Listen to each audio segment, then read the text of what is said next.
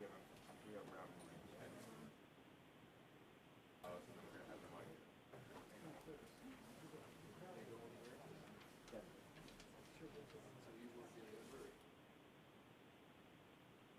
working in my restaurant, but I'm transferring down to our corporate office.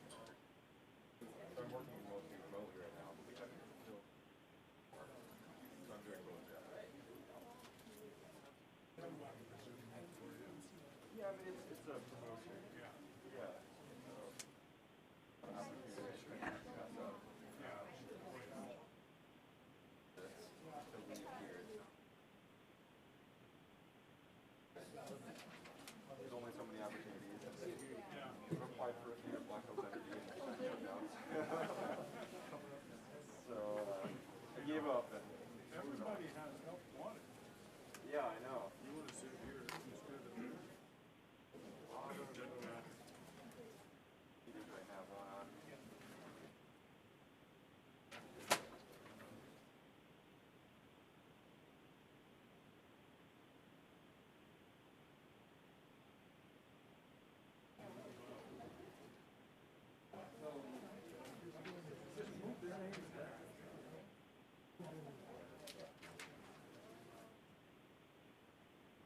I've got your back, Bill.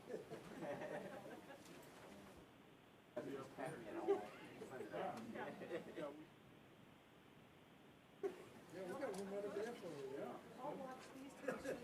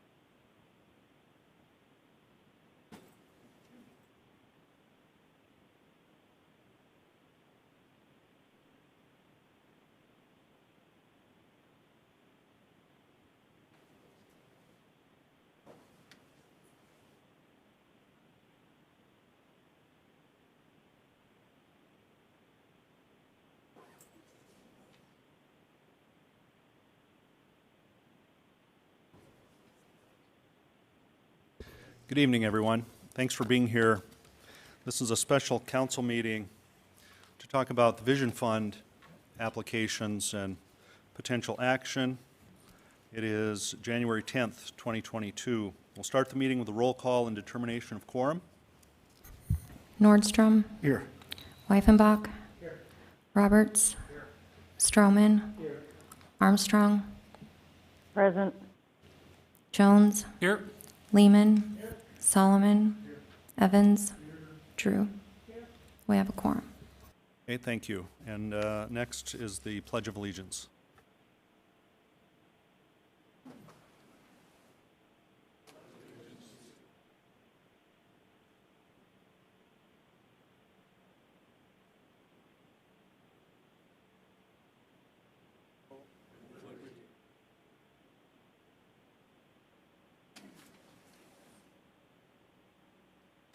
Now for the adoption of the agenda. Motion to approve by Pat Jones, second by John Roberts. All in favor of approval of this agenda, say aye. Aye. Opposed? Motion carries. Okay.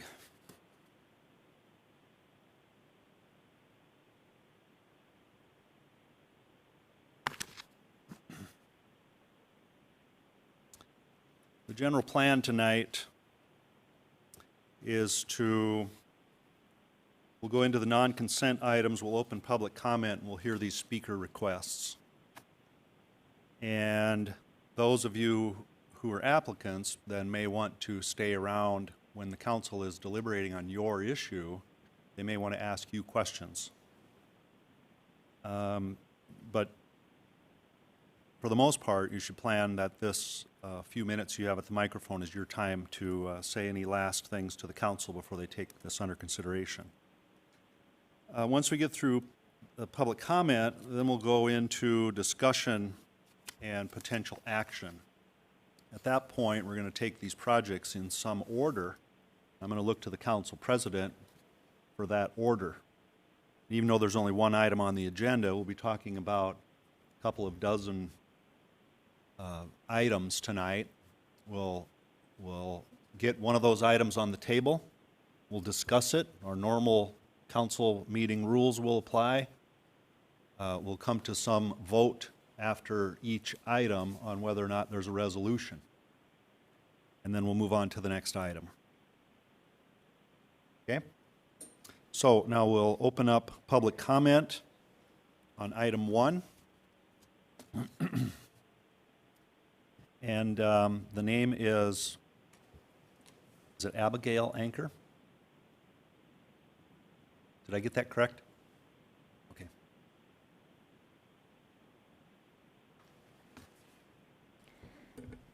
Councilmen, women, and mayor, the swim center has a pressing need, the dome. The dome would benefit the people of the city from more lap swim lanes to better practice times for the younger kids on the team. The 50-yard pool outside has 10 lanes, beautiful blocks, and dare I say it's better than the 25-yard pool inside. But it's only getting used for half of the year. The dome would make it so we could use it year-round, and we would have a beautiful pool for our swimmers to pursue their dreams. Swimming made me the person you see today standing before you, and I just really want to share that with everybody else in the community. But with us only getting 4 lanes that we have to press everybody into, it's not really the most perfect environment for swimming. I was watching a practice one night, and I saw kids from different ages coming together, pursuing their dreams, pursuing what they love, doing what they know, and getting better at it. And to me, that's just amazing. And so I really want other kids to be able to do what they love. And with the dome, we would have more lanes. And for the 25-yard pool, we cannot hold a state meet because we don't have a warm-up cool-down lane. We would have about 10 lanes for warm-up cool-down if we were to hold a state meet during short course. And for long course, we can't hold state meets because of the indoor pool. So I'm just asking you to please consider the dome. It would benefit the whole community, from our youngest swimmer to swimmers who are going off to college in the upcoming year. So thank you for your time. Thank you for your consideration. And please consider the dome. Thank you. Next up is Lane Johnson. Lane Johnson. Oh, there you are.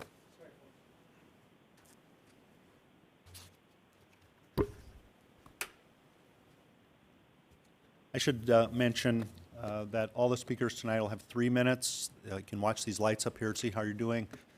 When it's flashing yellow, you have about 30 seconds to finish up.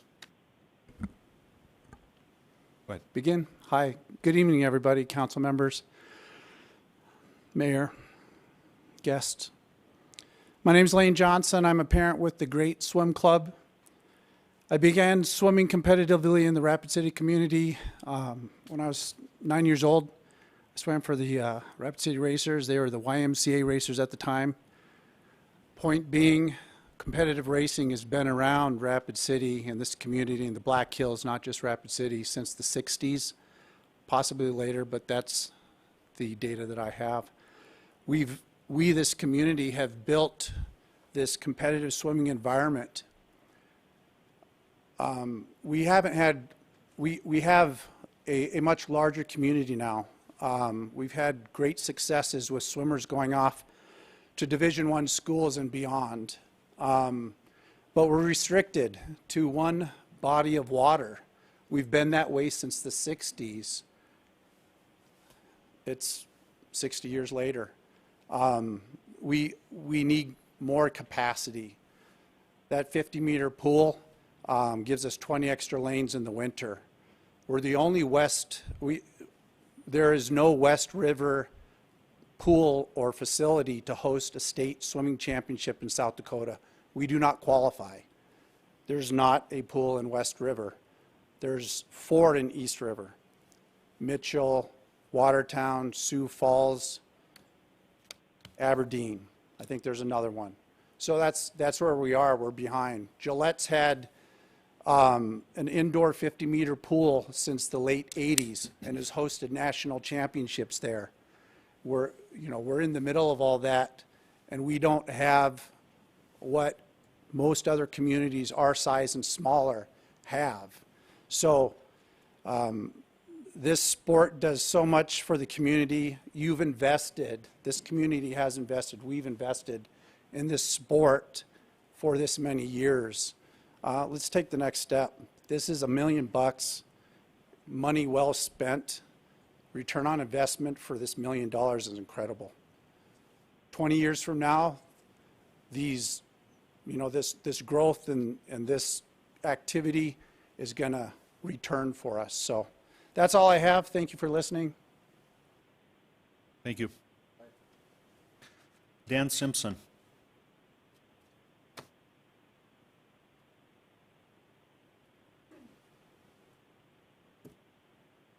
Thank you, Mayor and Councilman, women.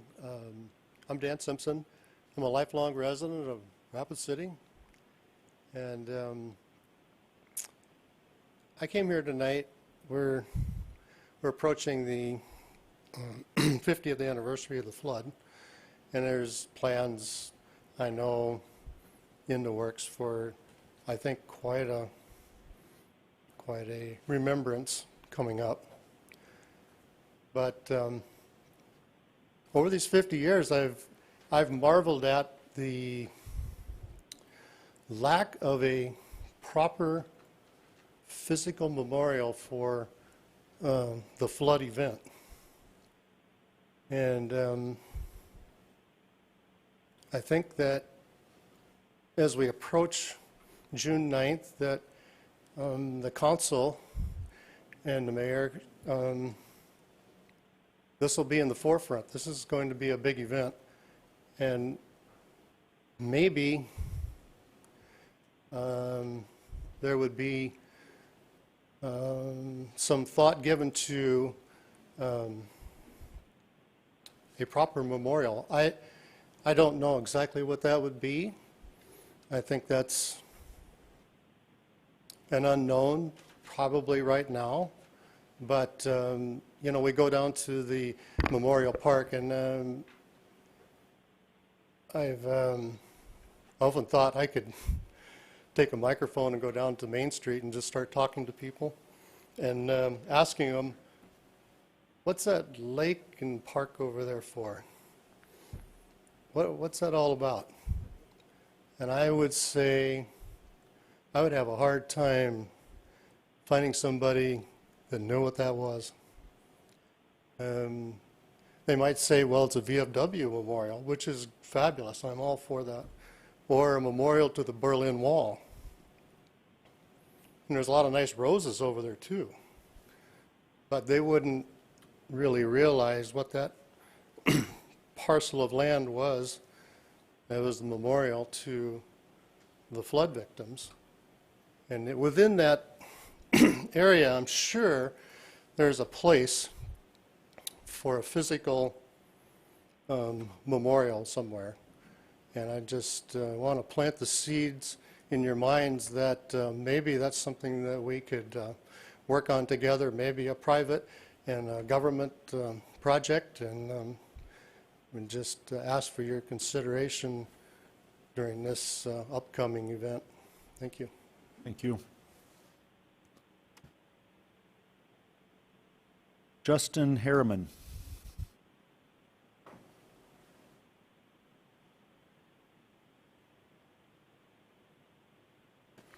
Mr. Mayor and esteemed council members, Justin Harriman, Vice President of the Black Hills Paddlers.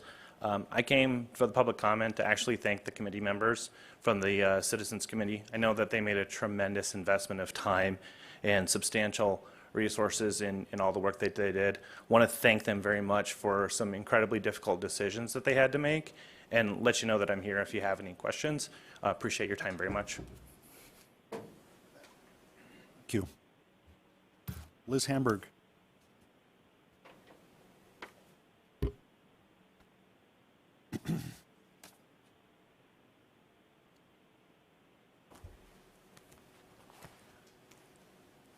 Good evening. I'm Liz Hamburg. I'm the CEO of the Black Hills Area Community Foundation. And I also want to thank Kevin Maher and the Vision Fund Committee. I know that they had a tremendous amount of work to do, and they did a fabulous job. We have requested $7 million for our Strategic Housing Trust Fund. We've been recommended for $5 million, which is the threshold that will generate a $1 million gift from the Dakota Charitable Foundation. We had that in our application, and since that time, we have now another matching pool of matching dollars that could be potentially available from the John T. Vakurovich Foundation, and I will let Alan Solano speak to that. Again, these Housing Trust Fund dollars will revolve, so they will be reinvested and reinvested over and over again. It's a perpetual fund. And I wanted to let you know we have several committee members here to address questions. Myself, Anna Hayes, Alan Solano, Tom Weaver from First Interstate Bank. So thank you very much. Thank you. Alan Solano.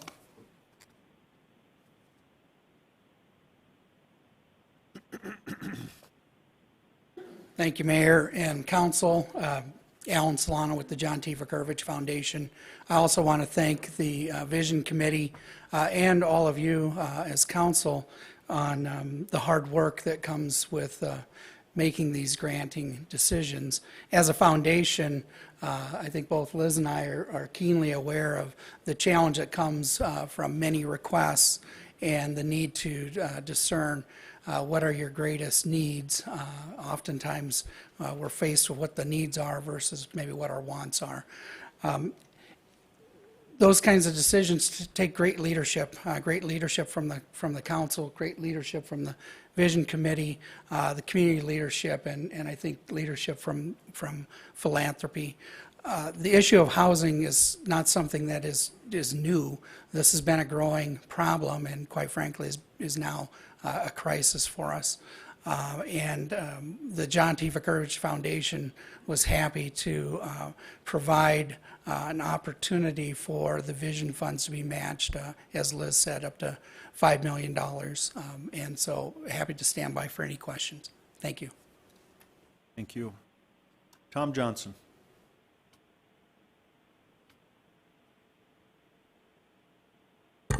Good evening, Mr. Mayor. There's a figure of speech, don't bite the hand that feeds you, and I'm certainly not here to try to do that. The Vision Committee had a hard decision. They did a lot of good work, and they recommended $2.5 million for Elevate Rapid City for our next campaign. We'll fully support that. I'm here to ask you to also put in an additional $500,000, which was our $3 million request, to support our full $3 million request. Anytime the community comes to us, we stand up. We've done economic development this year, landed literally the biggest project in Rapid City's history, up to 1,500 jobs. We do workforce and community development.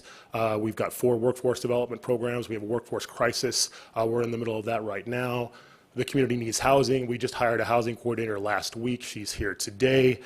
Anytime this community steps up, asks us, we step up. It's mentioned in statute also that the Vision Fund statute that economic and community development is something that specifically should be funded. So I would just leave you with those thoughts. Happy to answer any questions. But again, we respectfully recommend that you restore the full $3 million request. Thank you. Thank you. Now, Bev Warren.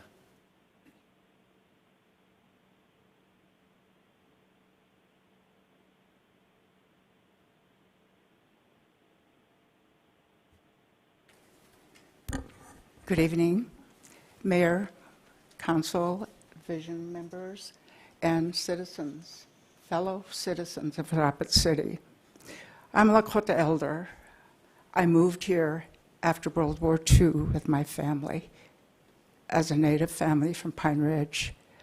We didn't have housing. People did not want to rent to us. So we lived in a tent at what you call Founders Park today. It was called the Oshkosh Camp, an Indian camp, where we brought our tents and put them up, and my father went off to find work. This has been a very long time ago. Unchis, our grandmothers from this community, Native women, have tried to do something like this for 80 years. And when I moved here, I was excited to be here in Rapid City. Never having been here before, I've been on a main street. And I knew who I was because I was raised by my grandparents' parents. I knew who I was as a Lakota person. So I didn't expect the sign that I saw when on my first trip downtown Rapid City. I was about 9 years old, I could read.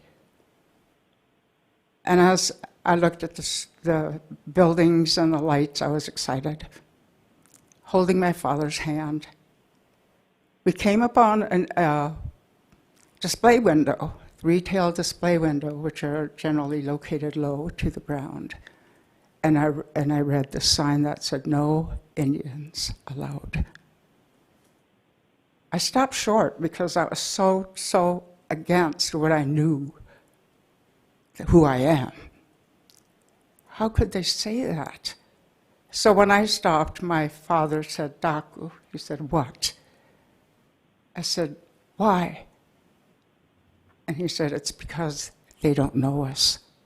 Those were wise words for me to hear as a child, because I was hurt, angry, enraged. How could they say that? No Indians allowed. And my father's wise reply, "They don't know us." I venture to say today, you still don't know who we are. This committee of volunteers that I've been involved with for several years, giving time, energy, everything we have to create this place for Native children, adults, elders, housing, which of course it's needed, affordable housing. And so as an elder person, hopefully I hear some good news tonight, changing that trajectory of what I've witnessed here for so many years. It's time to change. I appreciate your time. Thank you very much. Thank you. Valeria Big Eagle. Good evening, City Council members. And I have to say to the Vision Fund Committee, thank you so much for the time and energy that you put into looking at every single one of these Vision Fund requests. Because it took a lot of time and energy, and knowing that you rated Hesapa Otipi, the Indian Center, as the #1 Vision Fund project. And so I just want to say thank you. All you could do is provide your recommendations to the City Council, and it's up to you, City Council members, whether or not you believe in their recommendation, and whether you want to be good relatives, like Unchi Bev said. This has been asked for nearly 80 years. We need to heal as a community. We need to start doing things for our Indigenous relatives in this community as well. And we are shovel ready. We have all of these things.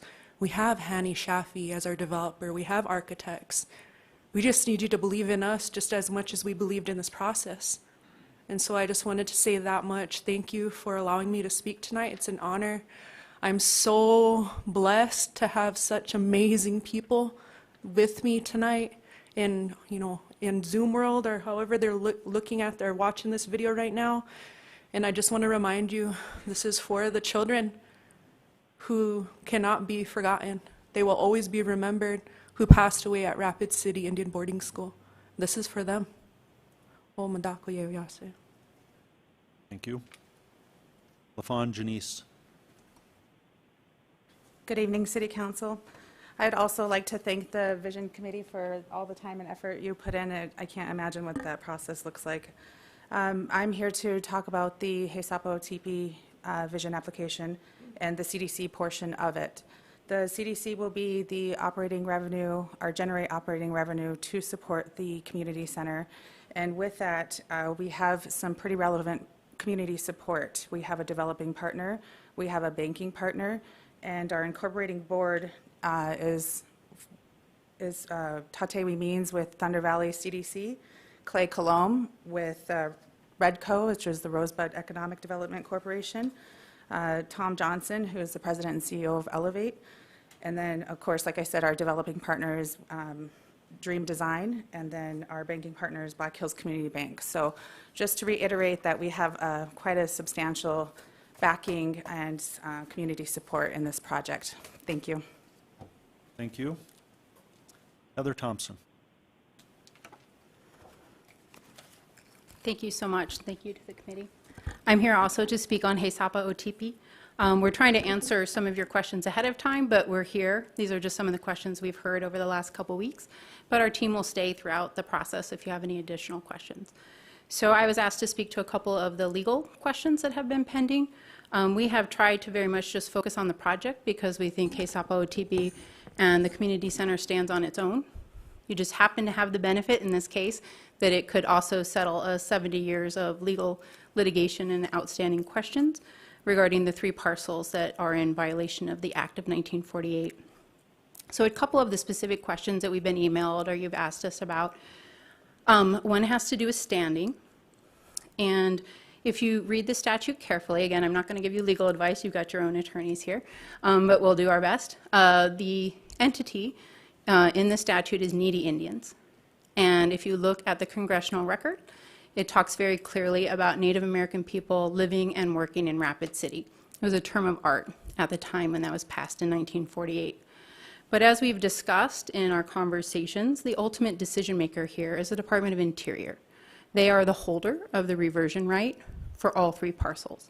And so what we are hoping to do is come together in a consensus based as much as possible to say, hey, we all think that this is a good solution.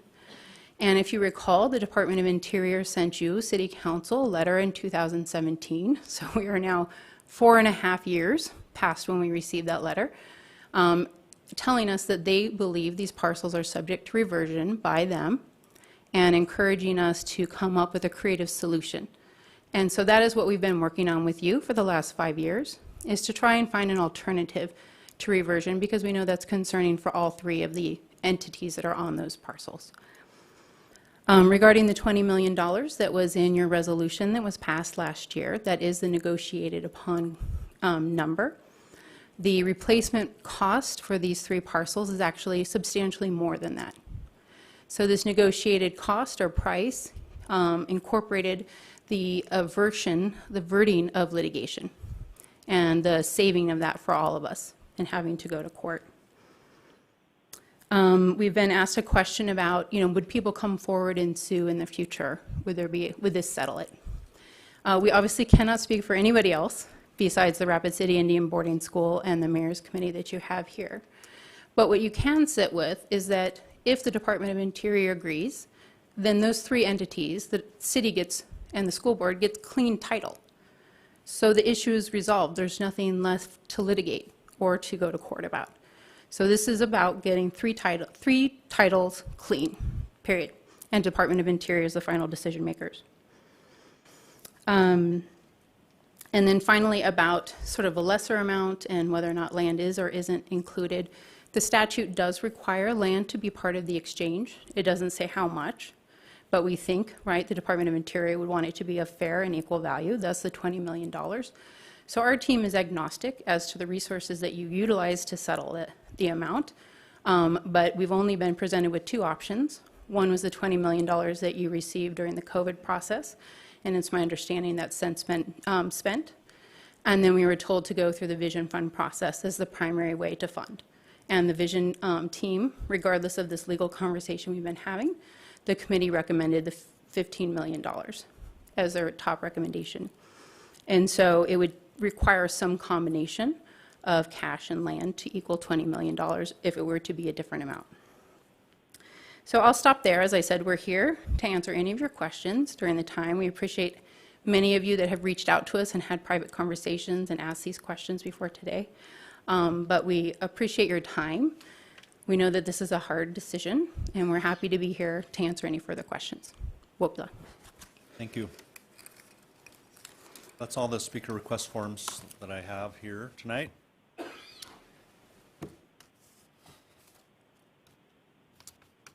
So the first question here for the council is if we want to remain with a 3-year or change the term length of the vision process. There's been some discussion from council members back and forth, and seems to be a pending question. Pat Jones. Thank you very much, Mayor. I would like to know what the amounts are that we would be considering for 3 years and then also for 5 years, please. Pauline Sumption. Thank you, Mr. Mayor. For 3 years, the total is $24.2 million. If you extended it to 5 years, it's currently estimated at $39.3 million. Mayor, may I continue? Yes, please. Thank you very much.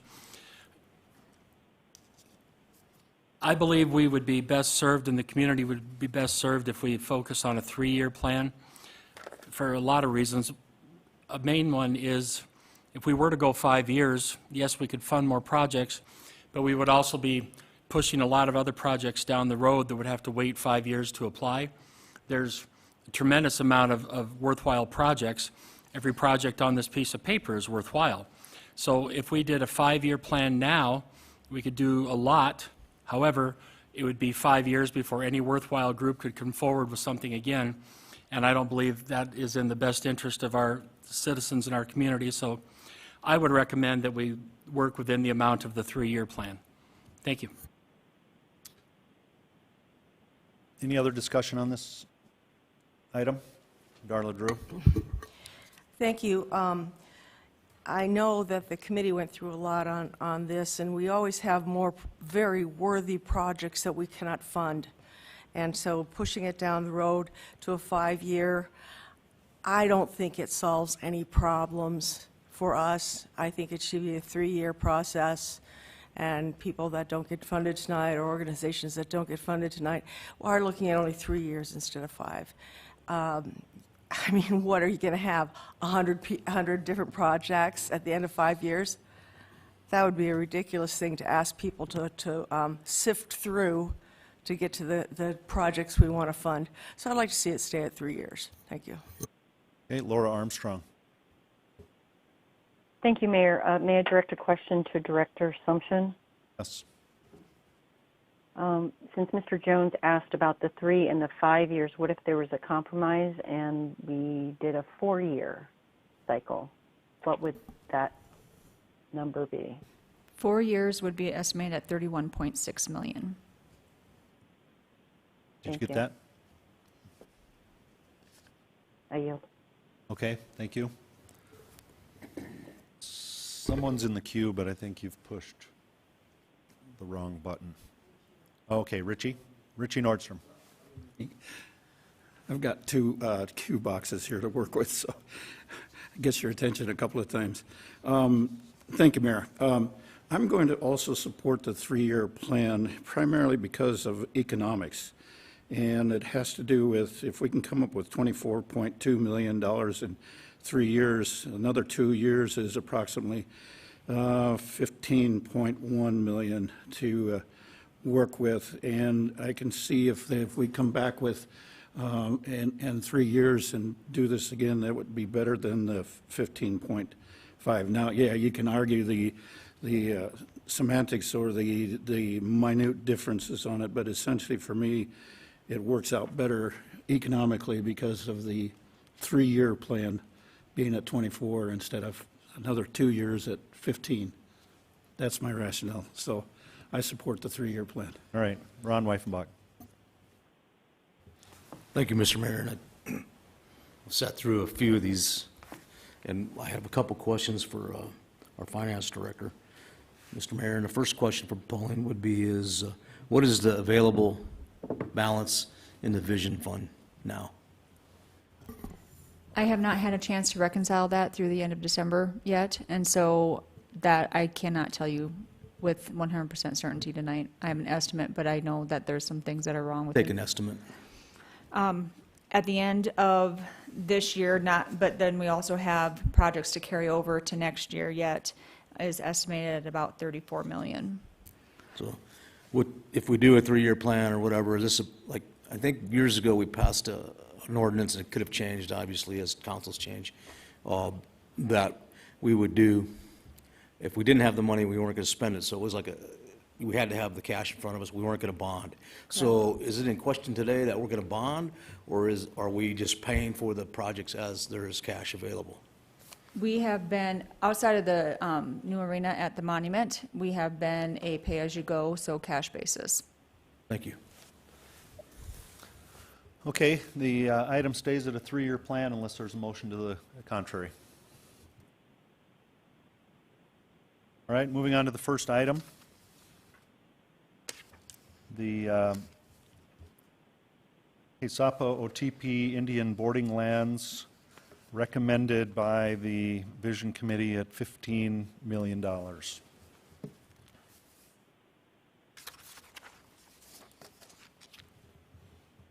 everyone talk at once.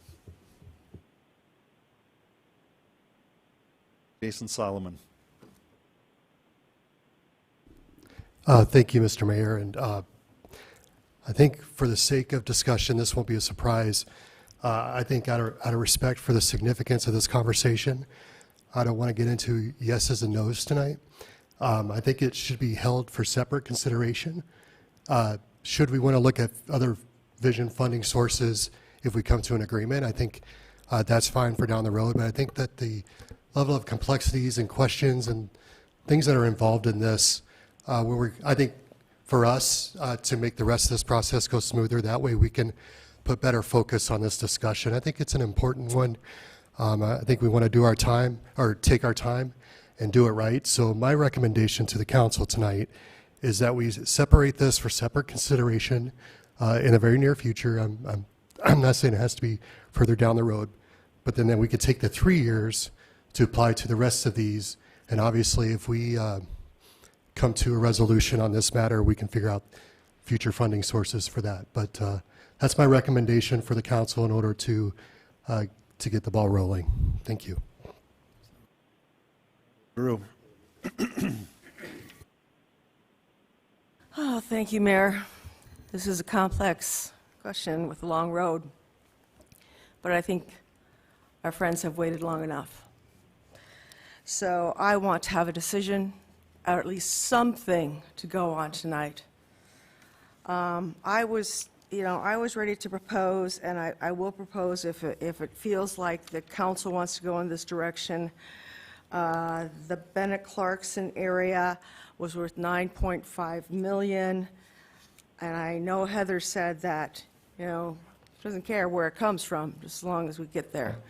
So for starters, to get them off the ground, shovel-ready, with Hanny, all the work they've done, I would propose, I think it would be the cleanest thing, to just do the Bennett Clarkson property, approve $9.5 million tonight, with an understanding that the rest of this money will come, so that they can proceed with some kind of confidence.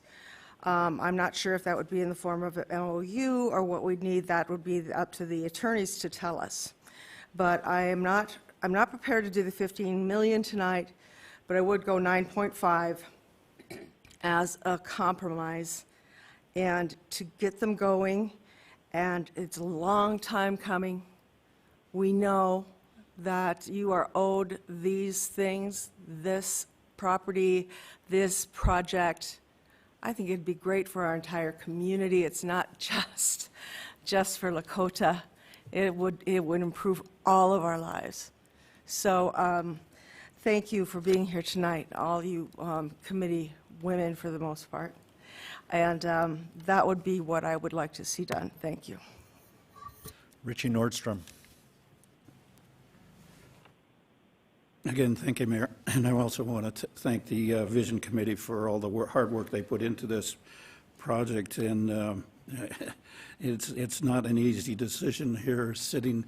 I try to take a lot of things into consideration, and I'm kind of waiting on to hear from the council leadership what they have got in mind for the results from the different conversations that we've had with the council members, because in the spreadsheet that I'm looking at, everybody has got some different ideas and some different priorities on the agenda, what they looked at. And I just did a rough count on the projects, and most of them looks like they're fully supported by or partially supported by at least 5 members of the council. And it also looks like there's a couple of the Vision Fund projects that have got very minimal support on that. So if we could hear from council leadership as to what they are looking at or suggesting on this list that's in front of us and that spreadsheet that we got earlier today.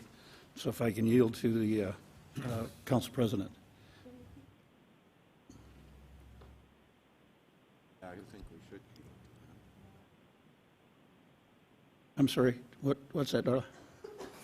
I would like it to keep it to one item at a time. I don't necessarily want to mix everything up and hear everything from them right now. If they have some ideas on one, that's fine, but that's what we're talking about, and that's what I want to hear about. And I agree, Ms. Drew. If this was for me to decide, it would have been decided already, but the 10 of us have to decide this as a group. And Mayor, and that's why I'm interested in hearing what the results are of that survey that the council leadership did with the council members. So it's sitting right in front of you, Mr. Nordstrom, with the spreadsheet. That's right. the results listed. I did have one error on Ms. Armstrong. She wanted to allocate some funds to the Journey Museum. She informed me of, but this is the results of speaking to each of you individually. I just did a quick count of all the projects that are supported here. And it looks like the Sioux Park tennis courts has got the majority of the, vast majority or super majority of the council members supporting it. So whereas there's 5 council members that are not giving a recommendation for the one particular item that we're talking about right now, is the Indian boarding schools land. There's only 5 council members that support that. So I'm just kind of curious as to what the other... Mayor, that's a point of order. I don't think we've had a vote that I can recollect. These people came here for a public meeting. I have not made up my mind on a lot of these items. So I want to be on the record to say that I came here not making up my mind on anything. There is some that I vetted, but I've not voted either way. So that would be my point. Okay, let's try to keep the conversation to the Indian boarding school lands topic.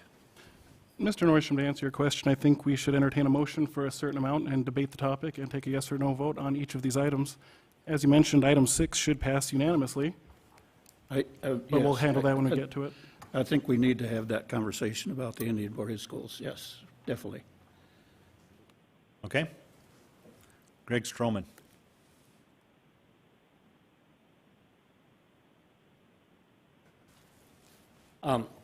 I'm still not clear. Well, first of all, I want to thank the Vision Committee, too, for their work on this. I think if we didn't have the Vision Committee to make these recommendations and to do this research, I think we'd be up here for years trying to figure this out.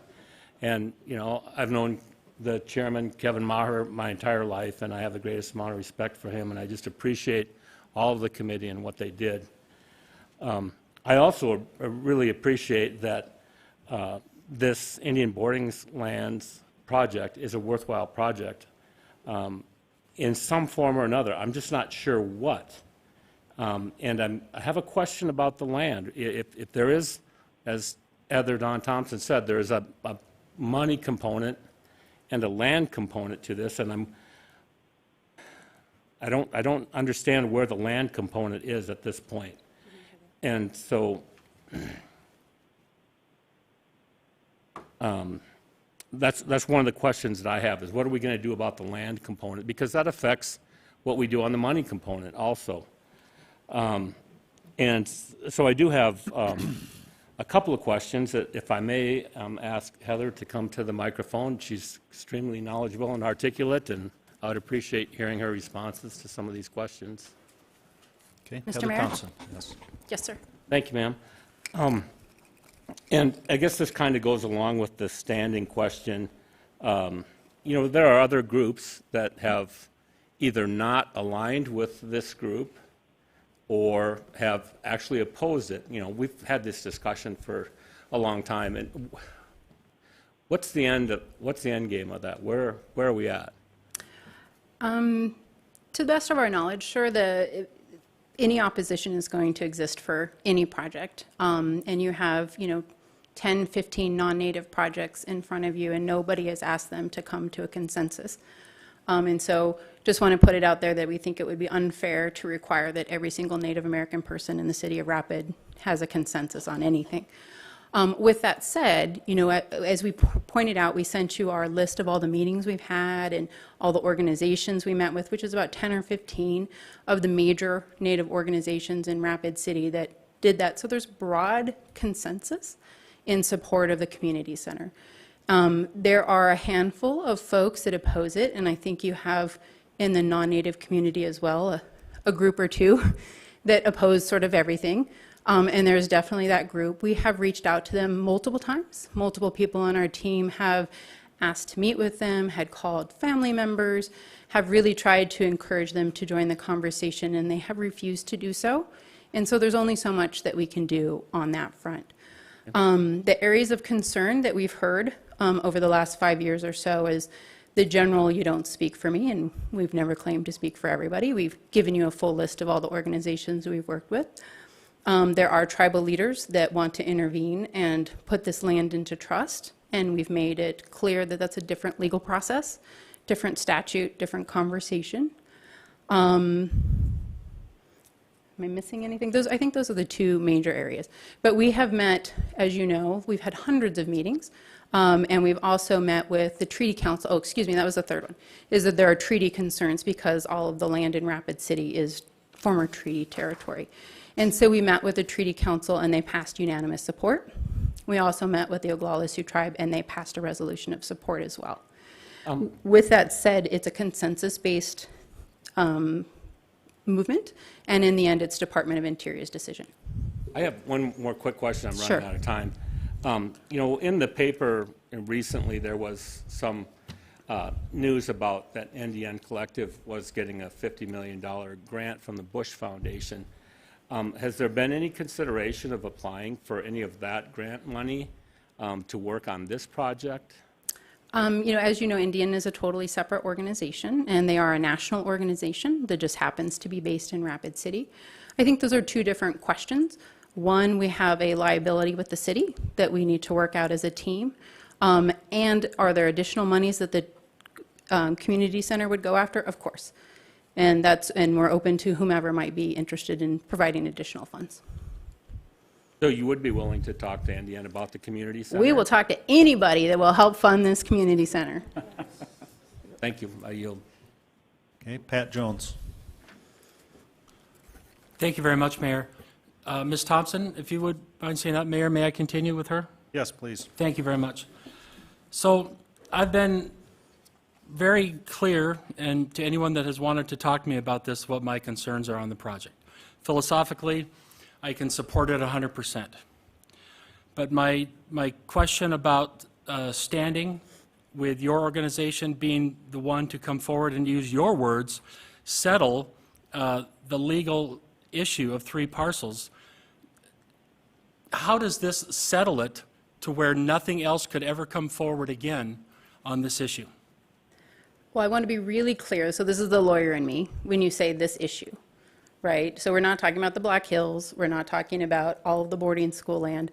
We're talking very specifically about just these 3 parcels that have deeds in violation of the statute. And the only decider on giving those entities 3 clean deeds is the Department of Interior. So you can negotiate or talk with us. You can talk to a turtle. I don't care.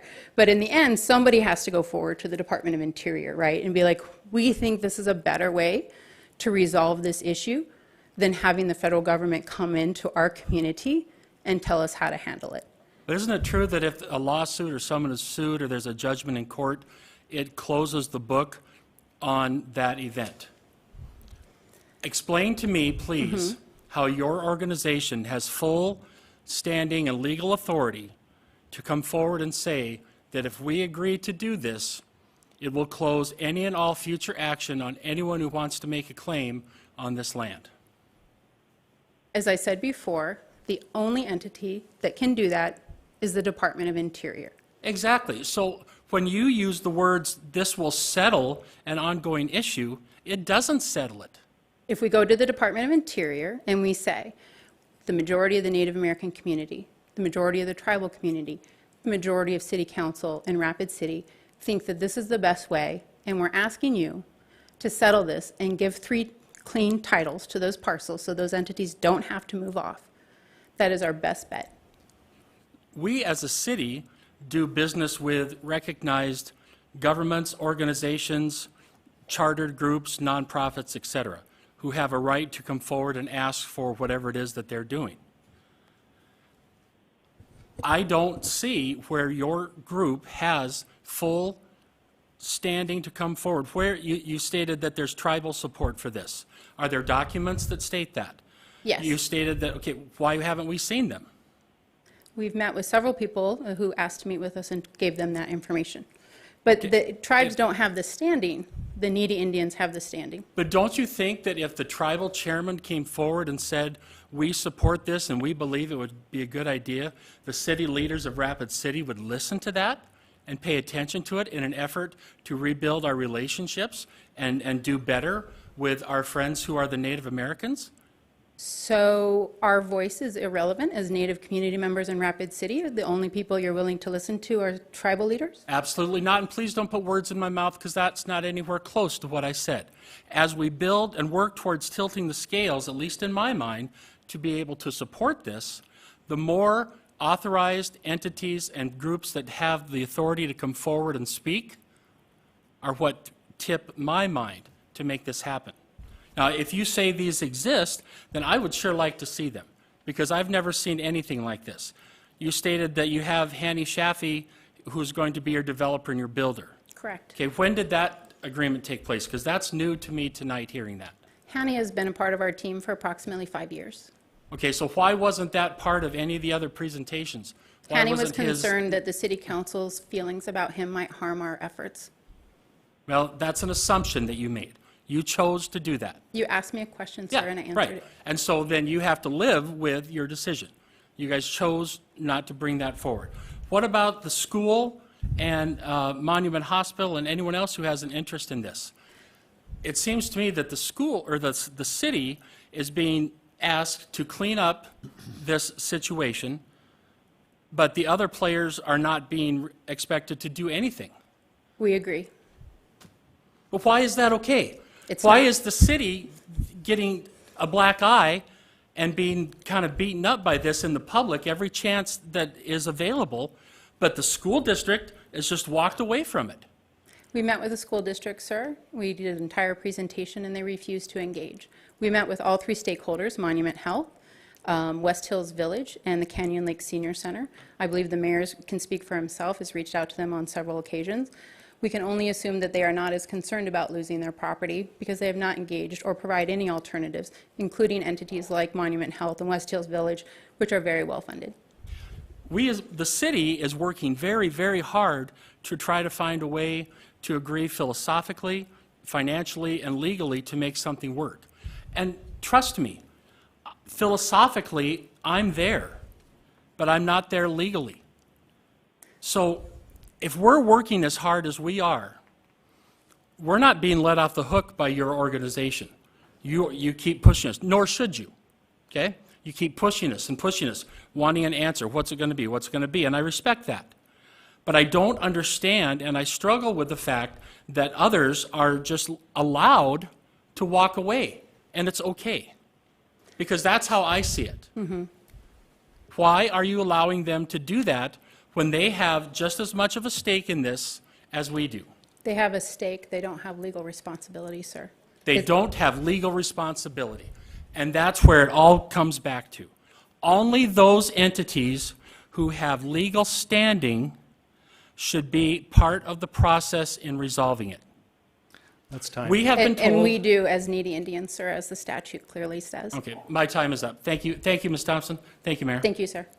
Just in case there's a material misunderstanding of the process, if there's an agreement reached tonight by this council to provide funding for this project, that will be a recommendation, that will be part of a recommendation to the Department of Interior. If it goes to Department of Interior and it's not approved, then we're back to square one.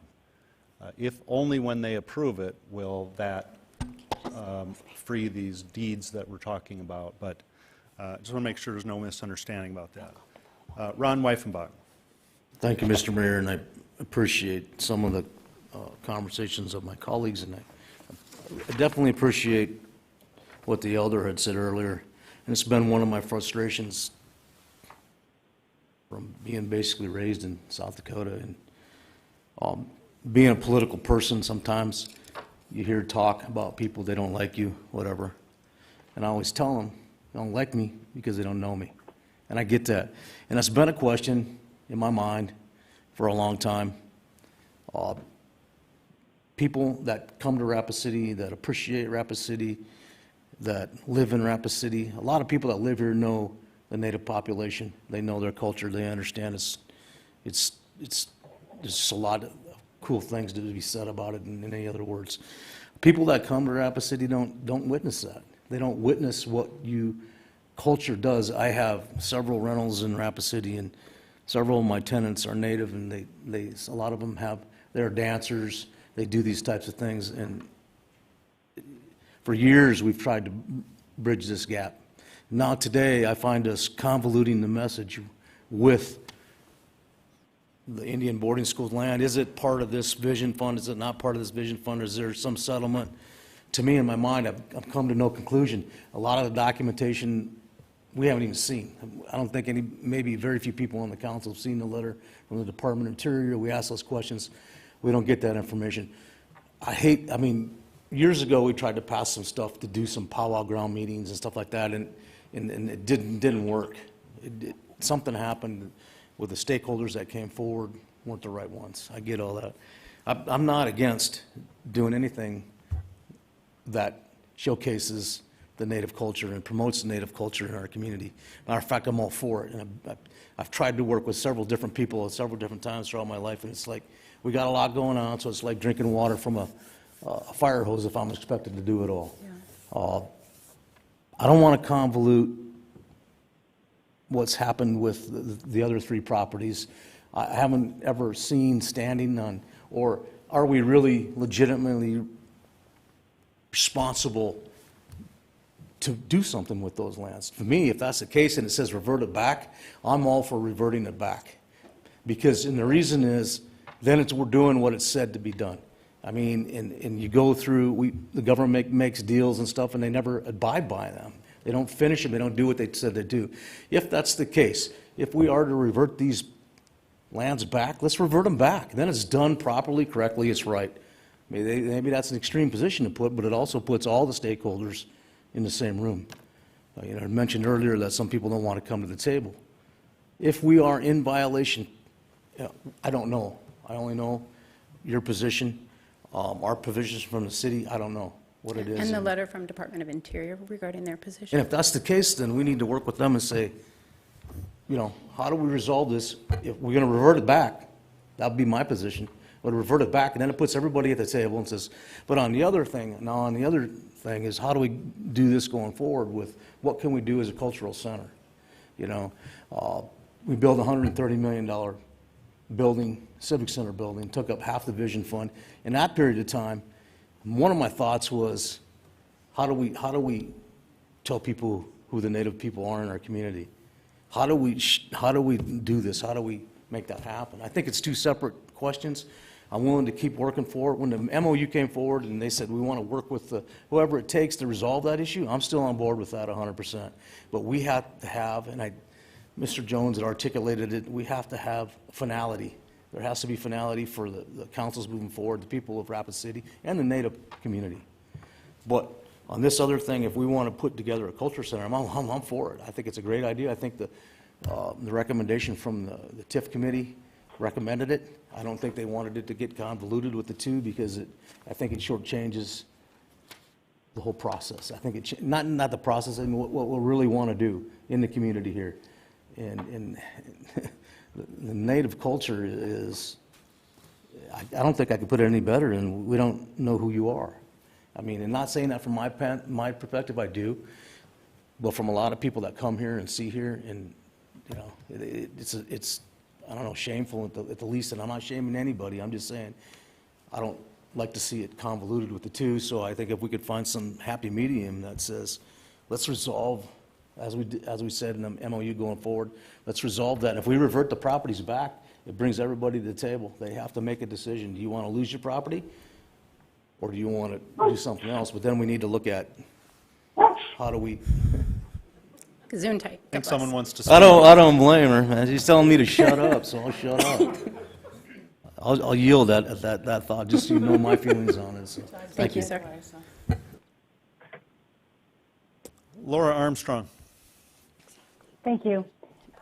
So as I'm listening here tonight, we have constituents, we have council members, we have other leaders of projects saying that they appreciate and they're giving thanks to this Vision Fund Committee.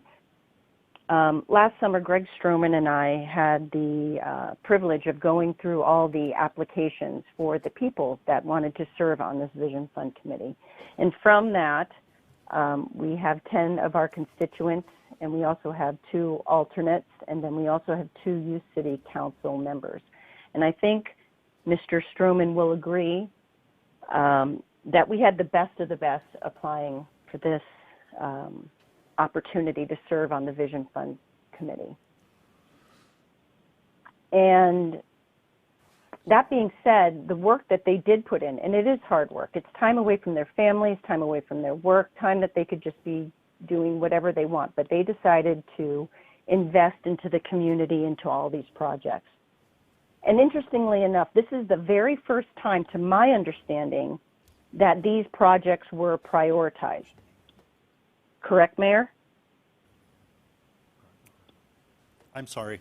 So what's the question this project, again? This is the first time that these were prioritized.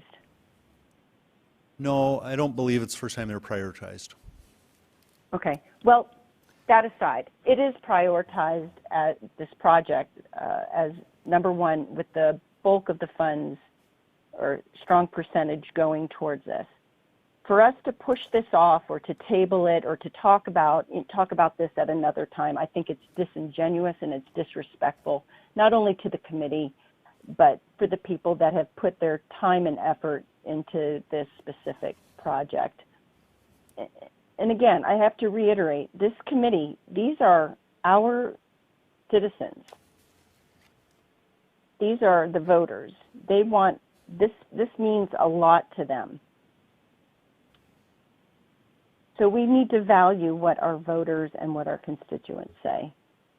And this specific group has waited decades, I mean literally generations, to see this through.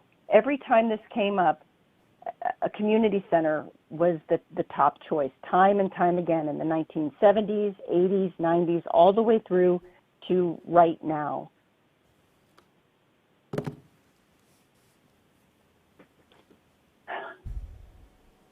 And I also want to remind our council that 14 months ago, we did pass a resolution that we were going to do something. And this is where the rubber meets the road.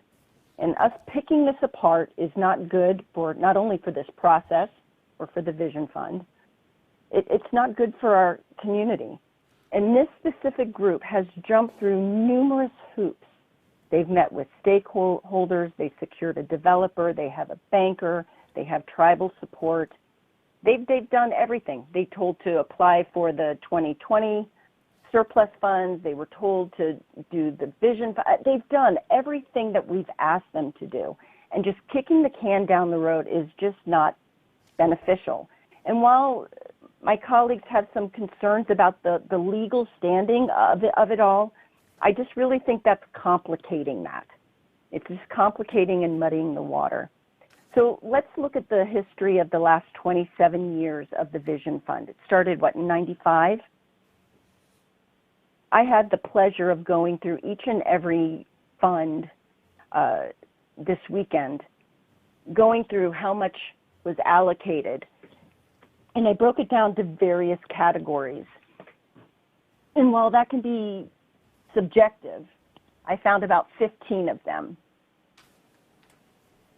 Not one was dedicated to indigenous issues. Now, while the Rural American Initiative was given $2 million the last year round, or last round, technically that's a school. And that's really not what this group is asking for right now. So we have a population of Native Americans, whether they're full blood or mixed or whatever. Let's say 20% of our constituents are Native. This project is the right thing to do. And this is the time to do it right now. I'm going to challenge this council. I want you to be bold, and I want us to be courageous. Let's show the Vision Fund Committee, as well as this group, and of course, our Native citizens of Rapid City, that we value their hard work and their culture, and we need to get this project going. It is long overdue. I yield. Okay, Lance Lehman. Thank you, Mayor. I would like to make a motion to allocate $9 million to the Indian Boarding Lands project, contingent on Department of Interior approval of our package we're going to put together for them. 9 million even, yes. Okay, second by Darla Drew. Okay. We have a motion and a second then to award $9 million. We'll go to John Roberts. Thank you, Mr. Mayor. And I think that we need to look at this a little different than we are, or at least some of the council people are looking at it. We've needed this in Rapid City for a long, long time. If the Indian boarding school lands wasn't tied to this, I don't even think there'd be a conversation going on here. So I think that I will support what Lance has brought forward. It's not nearly as much as they wanted. I get that. We've got very limited amounts of funds. Right at the time, I'm hoping this is enough to get them going forward. On the community center, again, which I think has been needed for decades, it's a good start. 3 years from now, we'll have another Vision Fund meeting. If there's more money that's needed at that time, hopefully we can get, more allocated. Also, if this goes to the Department of the Interior, and the Department of the Interior says, we have to put the other $11 million in there, then we'll have to look at a way to bond or do whatever it is at that point. But I think that a compromise is needed here. I think this is a good compromise. I think it's a good way to go forward. And again, I think we just need to look at it as a project and not what's on the back end of it. Anyway, thank you. Jason Solomon. Thank you, Mr. Mayor. May I direct your question to Council President, please? Yes. Mr. President, so can you help me understand why 9 million? Was there anything particular we're hanging our hat on, or is that just kind of I think that's a good starting point for the creation of a cultural center that they so desperately need. So it's not so much based on the values of parcels, but more about the project itself? No, sir. Okay. So just 9 million basically for the cultural center. We don't have a location yet? Correct. It'd be a good starting point, though. Okay. Also, from individual conversations with each of you, I think it's In most that passable. case, I wish we'd had this discussion, but before we talked about year 4 and 5, because it eats up quite a bit of the project. Are we open at all to other funding sources? years 4 and 5 of a vision project, for example, or maybe just the 4th year? Or does this eat into the 3-year plan? As it stands, since we decided not to extend out the allocations, it'll eat into the 3-year plan. Okay. All right, thank you. Bill Evans. Thank you, Mr. Mayor. I'll probably end up voting for this $9 million. Not that I like the plan so much, and Heather and many of you I've talked to over the last year and a half know I think this is like putting a Band-Aid on a gash that deserves 55 or 60 stitches. I believe it's not going to solve any of the problems. It's just a little patch to get by. I proposed 26 months ago. We use a different approach. We allocate enough money to acquire land, to hire a world-class architect to design a world-class Native cultural center that would include this aspect. It would include a college. It would include a powwow ground. It would include all that. I haven't specified the site. In the meanwhile, that site has, quintupled in price, so we're not happy about that. But I still think it would be a better use of money, knowing all of the support that the Native people have for this particular argument. It extends from here, across the Orient, across Europe, down into South. Everywhere you look, there's people willing to give money to this cause, and all you have to do is look at that group in town that, since I mentioned this plan, has raised $130 million. The money is out there, and I believe we could easily raise $300, $400 million to build something that's truly significant. I agree with John Roberts. I agree with Bill Evans, but we don't have $300 million right now, but we have $9 million to get this thing started and see how far we get with the Department of the Interior. I am so unimpressed with the fact that we don't hold anybody else to these standards. We're not saying all the swimmers in Rapid City have to agree with this plan.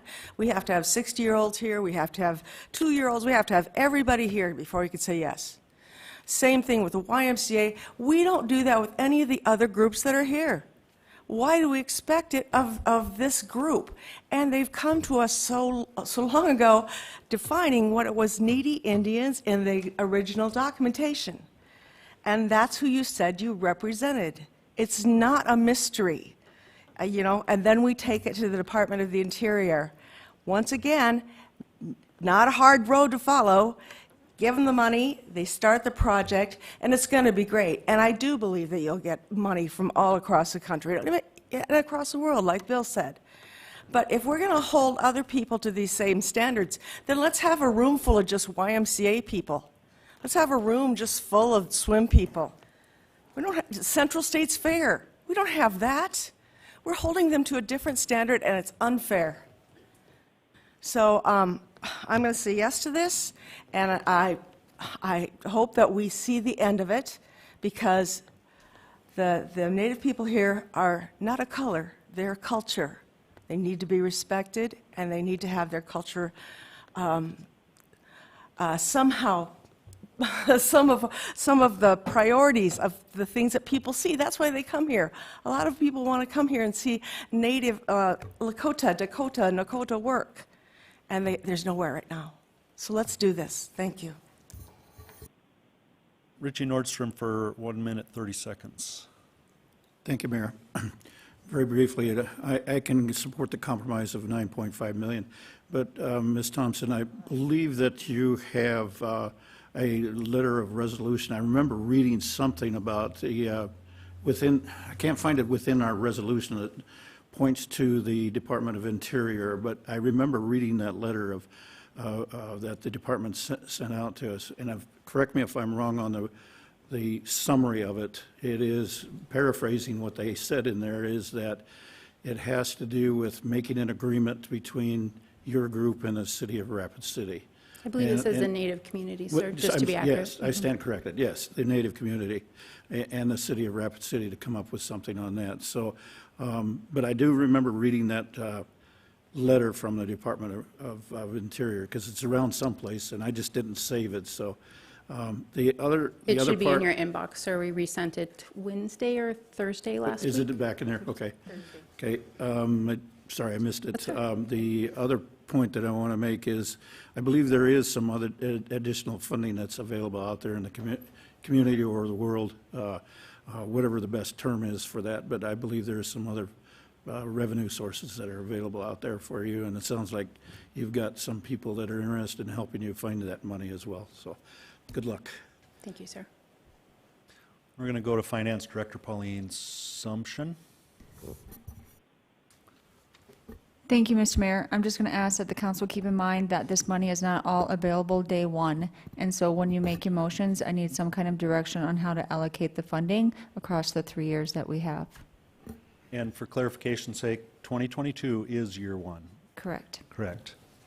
Okay, so I believe the motion maker has an idea about how the allocation would be proposed. Yes, thank you, Mayor. I would like to allocate $2 million for year one. That'll start with the soft cost of this project, and then $7 million for year two. Is that okay with the seconder? Who seconded this? Darla? Okay, everyone else in the queue is out of time.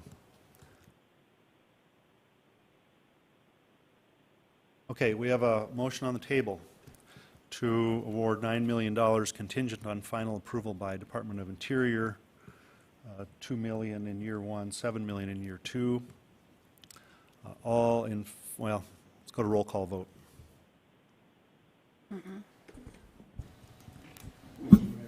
Yes. Point of order, this is a whole nother motion. We're talking about a whole nother motion. You want to cut Greg and I off on the conversation? Same item. It's a One different, item. this is a motion. We're talking about a motion. Can somebody give us a ruling? I'll give you a ruling. Your rule book states each item, not each motion. We've enforced that and reinforced that over the years.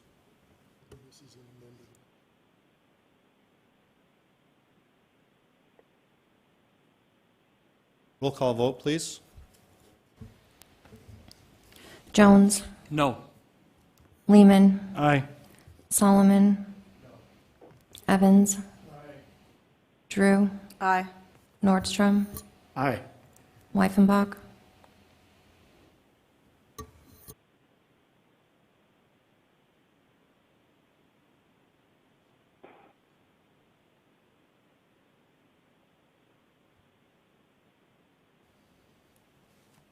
Roberts. Aye.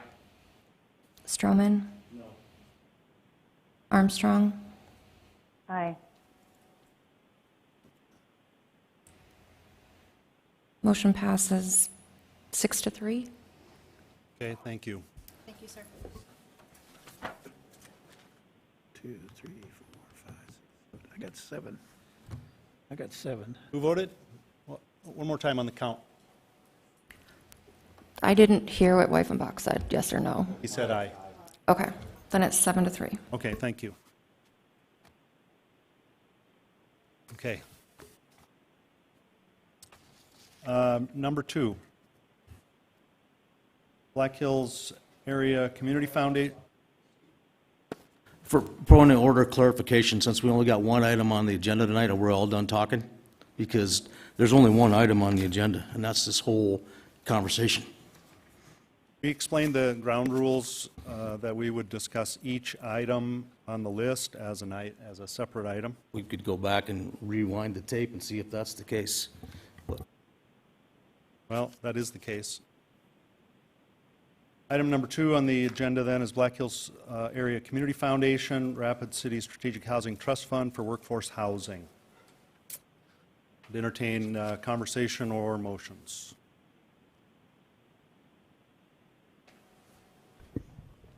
Jason Solomon.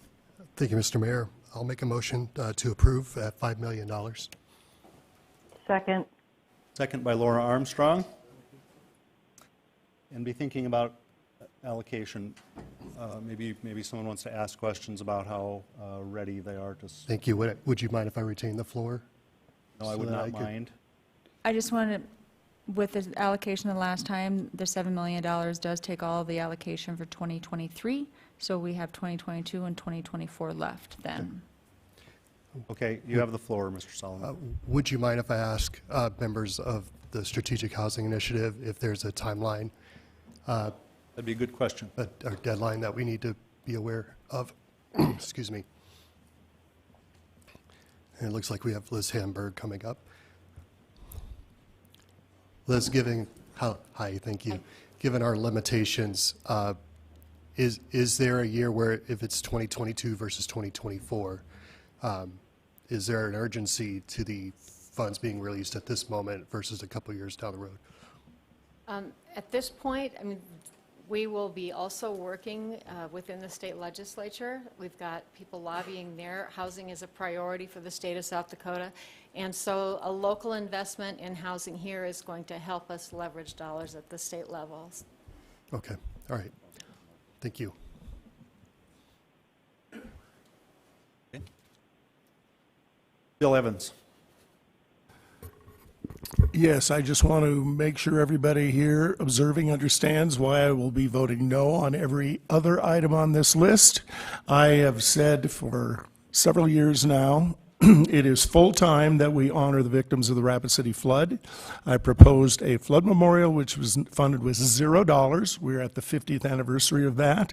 I believe aside from the indigenous lands money we just approved, there is no other obligation that is bigger than the one we have to memorialize people, the likes of Dan's relative who perished that night, and they relive that every day for the rest of their lives. I don't believe anybody can get up here and say that their project is more important than honoring the 238 dead. That anybody can get up here and say their project is really more important to the community than archiving and cataloging all the data from that event, which has shaped every single day of this community's existence ever since that event happened.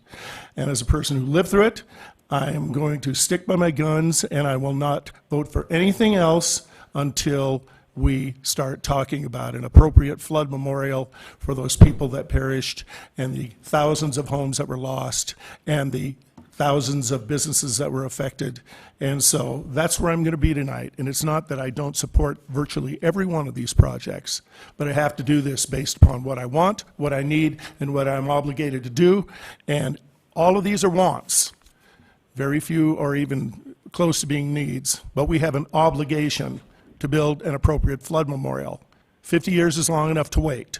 Some of you guys can wait a couple more years. That's where I am on this, so I will be voting no on every subsequent vote. Thank you.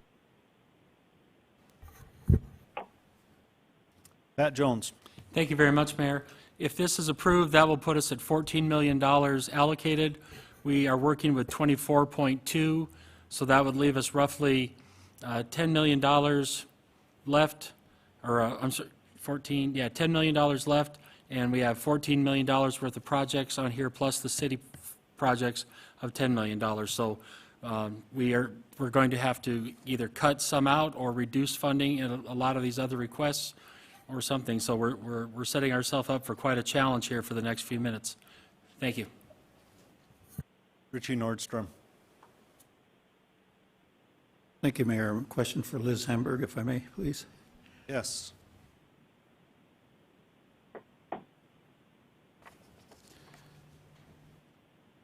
Thank you, Liz, for coming forward with this project. It looks like a worthwhile project to me, but I would just need a little clarification on, you understand the year thing that we're dealing with now also. And then have you had any confirmation, conversations, any kind of lead-in from the state legislature as to how much you'll be able to allocate from the state government?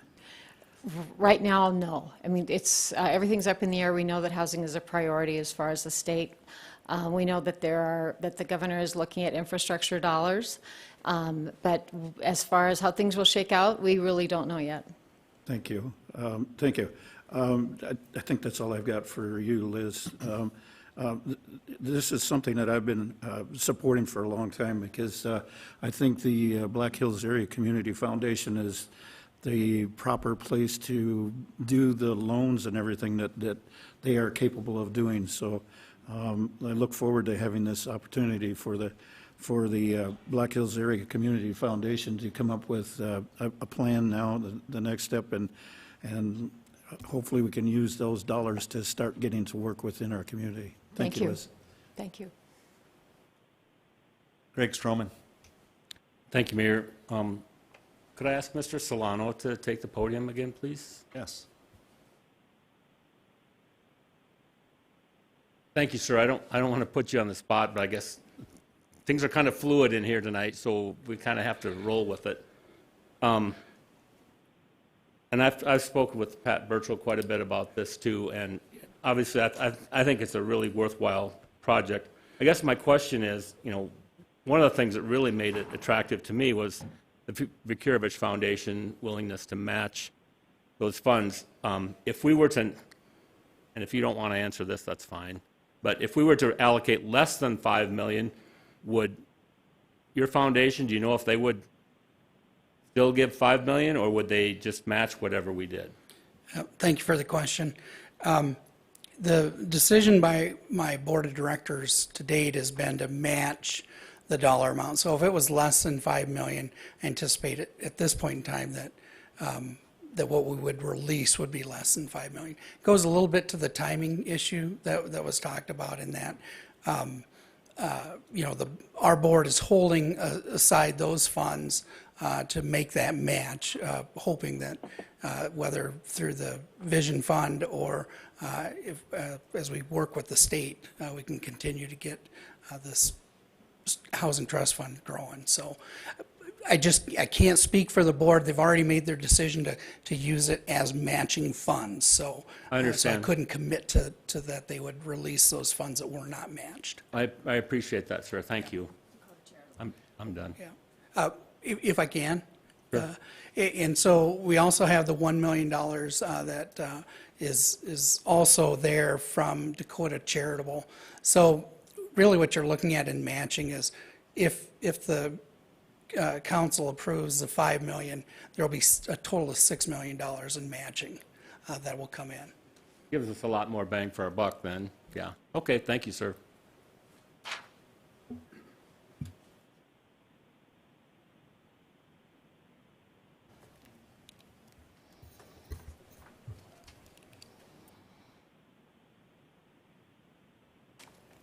There is a motion.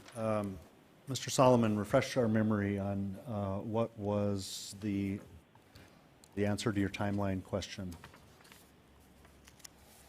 Right. It sounded to me that in order for them to receive these funds, it's going to have to be front-loaded on this. So I guess we're going to have to take it out 2022 if we approve this. In order to get that $6 million, and in particular, I guess, with them going to the state and looking at what kind of funding sources they could get there. So I think that's the best that I understand it. Okay. Laura Armstrong. Thank you, Mayor. May I ask a question to either Mr. Solano or Ms. Hamburg? Yes. Thank you. Could you clarify about the state contributing to this potential trust fund as well?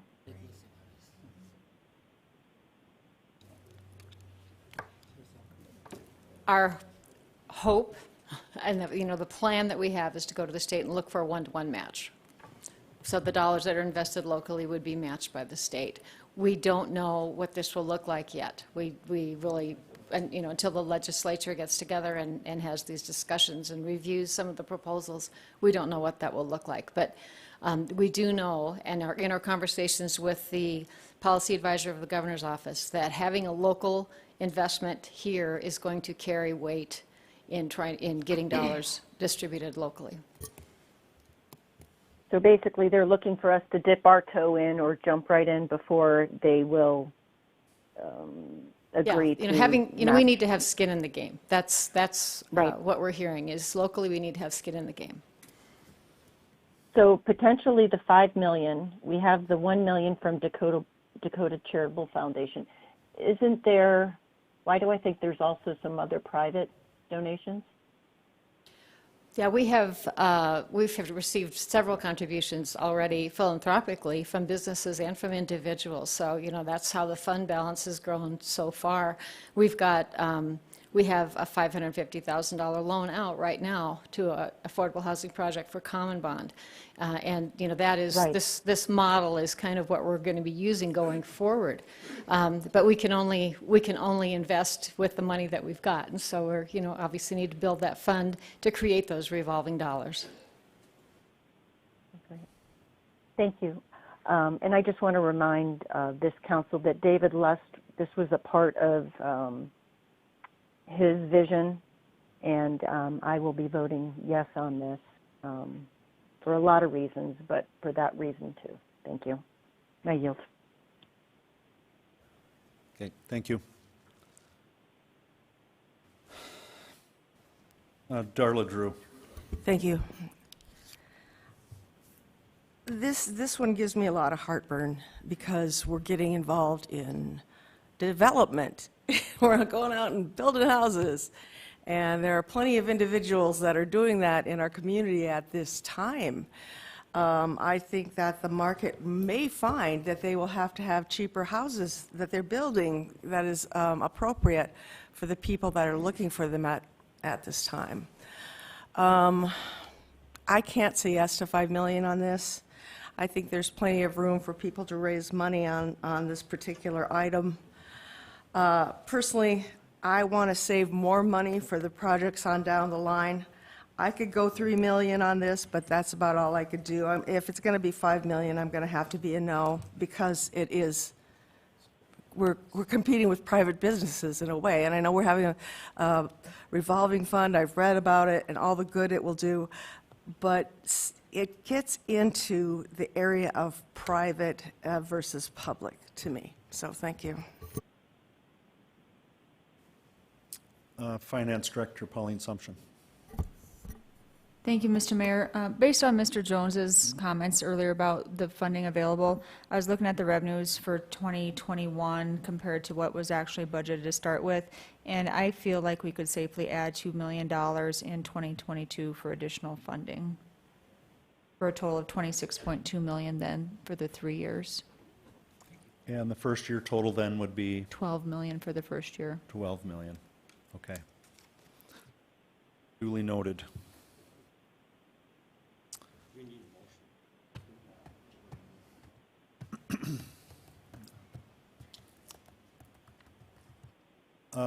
Pat Jones.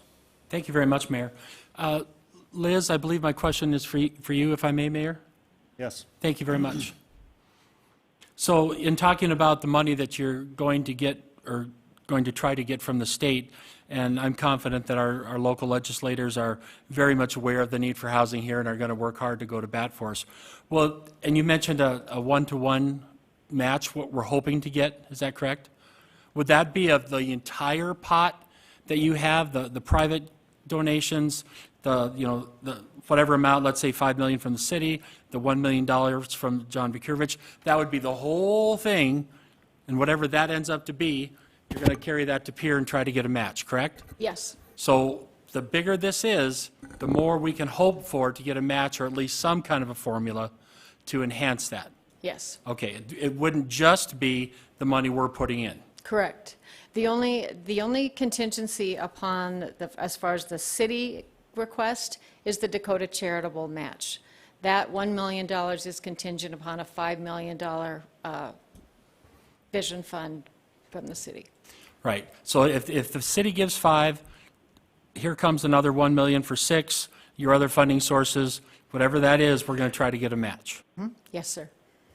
Very good. Thank you. I'll yield. Richie Nordstrom. Don't go away, Liz.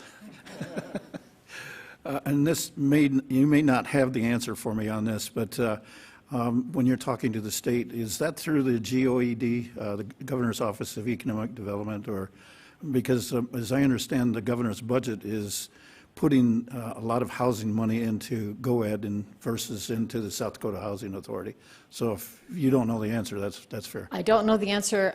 Anna, maybe would you like to speak to this? Anna yes, Hayes with Elevate. She's. Yes, if it's all right with Anna to try to answer that. Because I'm concerned that the money going into GoEd versus going into South Dakota Housing, because for a variety of reasons. But anyway, do you understand the question? Yeah, I believe I do. Anna Hayes, the Public Policy Director for Elevate Rapid City. So I believe your question is, are the funds that are determined by the governor currently, the $200 million, is that going through the Governor's Office of Economic Development? Yes, currently they are in... I'm sorry to interrupt you, just because of time. It is, my concern is if it goes into GoEd, that you will have a less opportunity to get that matching fund from the states. So I'd rather see it going into South Dakota Housing Authority. So that's my concern, is you being able to, or whoever's doing the lobbying for us, is be able to get that funding into the proper places. Absolutely. We are moving into peer with several proposals that are being offered, and we are working with several of our local legislators. We want to access as much money as possible for the region.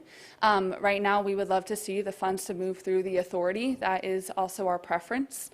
And in that way, those funds will be more flexible for the trust fund access. But certainly because it's just moving through GOED right now, does not mean there's not an opportunity to make that more flexible for the trust fund by the end of session. That's a major concern. Thank you. Yep. Appreciate it. Ron Weifenbach. Thank you, Mr. Mayor. I'll make it short just in case. I don't know if it would behoove my colleagues to, if they feel that it's important to pass this with that match, then maybe we make it contingent upon that match. That's just for consideration. Contingent upon the state match? Yeah, I mean, because that question keeps coming up, so I'm like, you know. I think okay, that's just in the FYI column for the council. Okay, since we're just talking here, I do know that the governor has presented some things about housing money in her budget. Her budget will have to be approved by the legislature, but at this point, she is identifying $200 million to go toward housing in South Dakota. That'll be on a 1/3, 1/3, 1/3 match. 1/3 city, 1/3 state, and 1/3 developer. There will not be any strings tied to it for affordable housing. And by the way, the city match can be made up with land or TIF or other contributions as that. So I think these folks who have talked tonight are being optimistic that there could be a chance the state's going to match, because I've not heard any indication that they're going to be offering a match. However, it's early. It's early in the season, and a lot of lobbying can be done. So anyway, that's all. So we're out of speakers on this item. The motion for Black Hills Community Foundation is $5 million. And am I to understand the full 5 then would be year 1, 2022? And is that, who made the second on that? The second? Armstrong. Oh, Armstrong made the motion. So,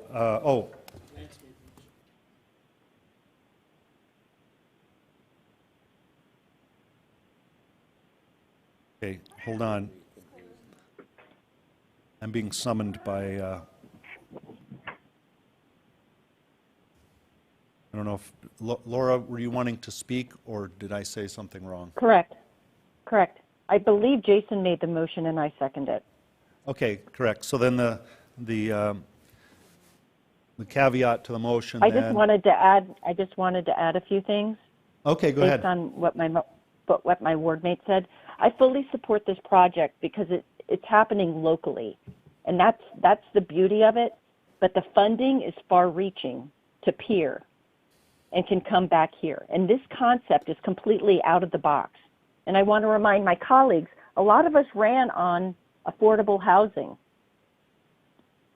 You know, kudos to David Lust and Liz Hamburg and Mr. Solano for bringing this together, because this is out of the box. We're working with Common Bond, who I know I met with Deidre 4 years ago, and I specifically asked her 4 years ago, when are you coming to Rapid City?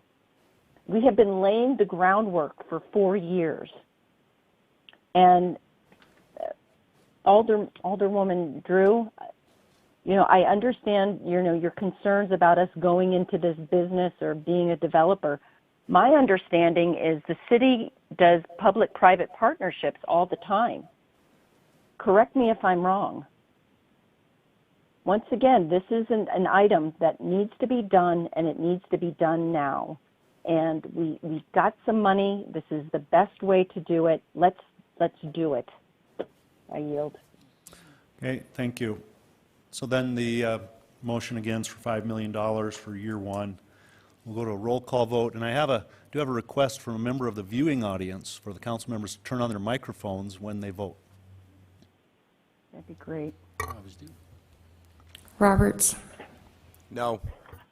Stroman. Yes. Jones. Yes. Lehman. No. Solomon. Aye. Evans. Drew. No. Nordstrom. Aye. Weifenbach. Aye. Armstrong. Aye. Motion passes 6-4. Okay, thank you. I'd like to take a moment now and ask the council for a 5-minute recess. I need to confer with the city attorney about a procedural issue that's relevant to this meeting tonight. So any objection to a 5-minute recess? About 15. We have negotiations for a recess. Let's start with 5. 20. Thank you, everyone. We're in recess for 5.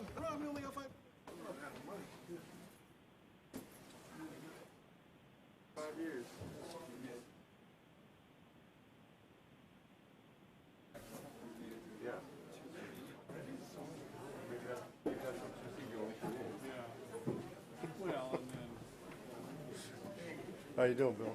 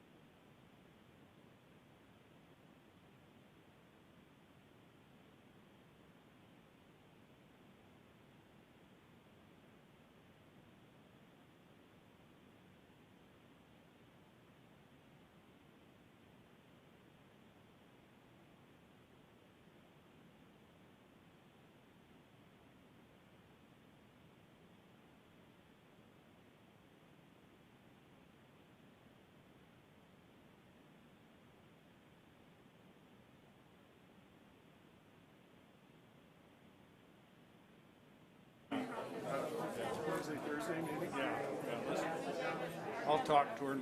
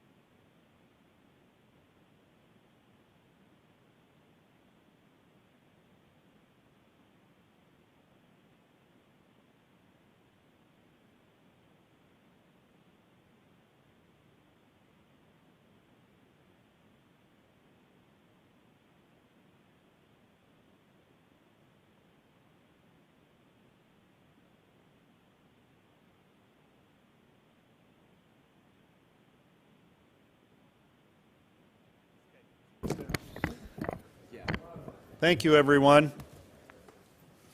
Thank you for that short 5-minute recess. I've been informed we've been chewed out by the viewing public for taking too long. Unless there's an objection by the council, we'll be back in session now. Thank you for that. So we've just finished item number 3. We're moving on to item number 4. Oh, sorry. See, I tried, man. Okay, we're moving on to item number 3, which is Elevate Rapid City, the 5-year economic development plan, recommended by the committee at $5 million, requested $3 million by Elevate. So, Pat Jones. Thank you, Mayor. I'd like to make a motion that we provide the Elevate Rapid City $3 million, $1 million per year in 22, 23, and 24. Okay, we have a second to that motion by Jason Solomon. Okay. You may. Thank you very much. What Elevate Rapid City can do for us in our promotion and in our business incubation and development of businesses large and small, recruitment, retention of employees, learning about the marketplace is tremendous. They've already proven their worth time and time again. And what they can do for us as the city with $1 million a year is a whole lot more than we could do with it as $1 million trying to do our own economic development. So as far as wanting to get bang for our buck and supporting the right things at the right time, I strongly support the $1 million a year for them over each of the 3 years for a total of $3 million. Thank you. Okay, thank you. Okay, so no one else wanting to speak on the items, we'll go to a roll call vote on that motion then.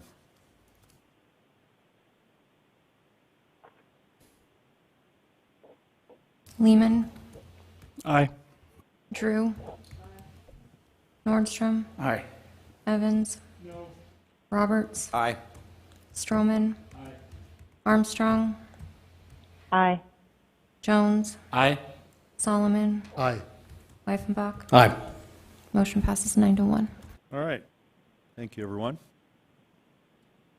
Okay, now we are on to item number 4, Special Olympics for West Memorial Park Bocce Complex for the recommended allocation of $530,000. Lance Lehman. Thank you, Mayor. I'd like to make a motion to table the item. Okay, we have a motion by Stroman to second, and there's no discussion on a tabling motion, so we'll go directly to roll call vote.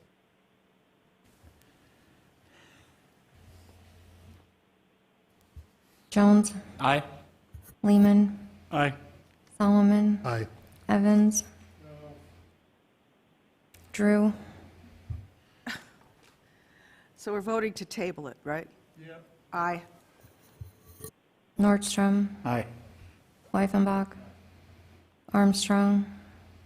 Aye. Roberts. Aye. Stroman. Motion passes 9-1. Okay, thank you.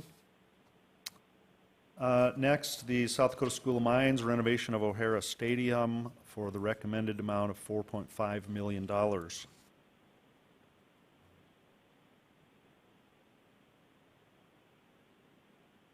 Any discussion or motions? Richie Nordstrom. Thank you, Mayor. I'll make a motion to support the School of Mines with $4 million. And Pauline, I'll need a little help on what years we can allocate that $4 million out. And if it's equal amounts for each year, I'm okay with that. Okay, we have a motion for approval of $4 million by Richie Nordstrom. Is there a second to that motion? Second to the motion? Second by Greg Stroman. Okay, and we'll go to Darla Drew. I am going to vote against this project. I think that we have helped out our stadiums enough during the last year. You know, the School of Mines has incredible resources with their alumni for raising money. I don't really think they need to come to the city for this. So I'll be voting no. Thank you. Bill Evans. Well, even though I'm voting no on everything on principle, to make a statement, on this particular item, I would be voting no anyhow, and for this reason. I, like Darla, feel this should be an alumni project. I'm currently donating money to my own alma mater, Nebraska. They're raising $180 million for a football practice building. It's all being financed through alumni donations. Not 1 cent from the state of Nebraska, not 1 cent from the university budget, and not 1 cent from the city of Lincoln. So I believe these things are possible, especially since Tech is renowned for having one of the highest starting salaries, some years the highest starting salary of any college in the United States. So I think your alumni can afford this one. Thank you. Greg Stroman. Thank you, Mayor. I support this project, but I don't disagree with Mr. Evans and Ms. Drew that I would like to see alumni support for this. I'd also like to see the school district support for this because the school district uses that facility too. And despite despite those things, School of Mines shares that facility with the entire community. And the entire community will benefit from the upgrades that are contemplated at the facility. I think that if this helps us retain the state track meet on an alternating basis every other year or whatever it is, I think that's huge for the city. I think the amount of people that come in here for that track meet is it's astounding, and they spend a lot of money here, and our hospitality industry and our tourism industry benefits from that, and that turns into sales tax revenue for the city. So I think that we are going to see a good return on our investment if we invest in the School of Mines. In addition to that, the School of Mines is an absolute jewel in higher education and in industry, and I would like to see the city partner with School of Mines as often as we can on worthwhile projects because I think we could benefit greatly from that, and I would like to see the School of Mines more integrated into our city versus being just out on the edge of town. And there are great things that are being done out there, and they have amazing people and amazing intellect and abilities. And so I'm supporting this because I want to see that relationship grow. Thank you.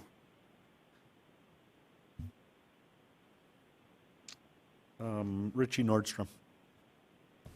Thank you, Mayor.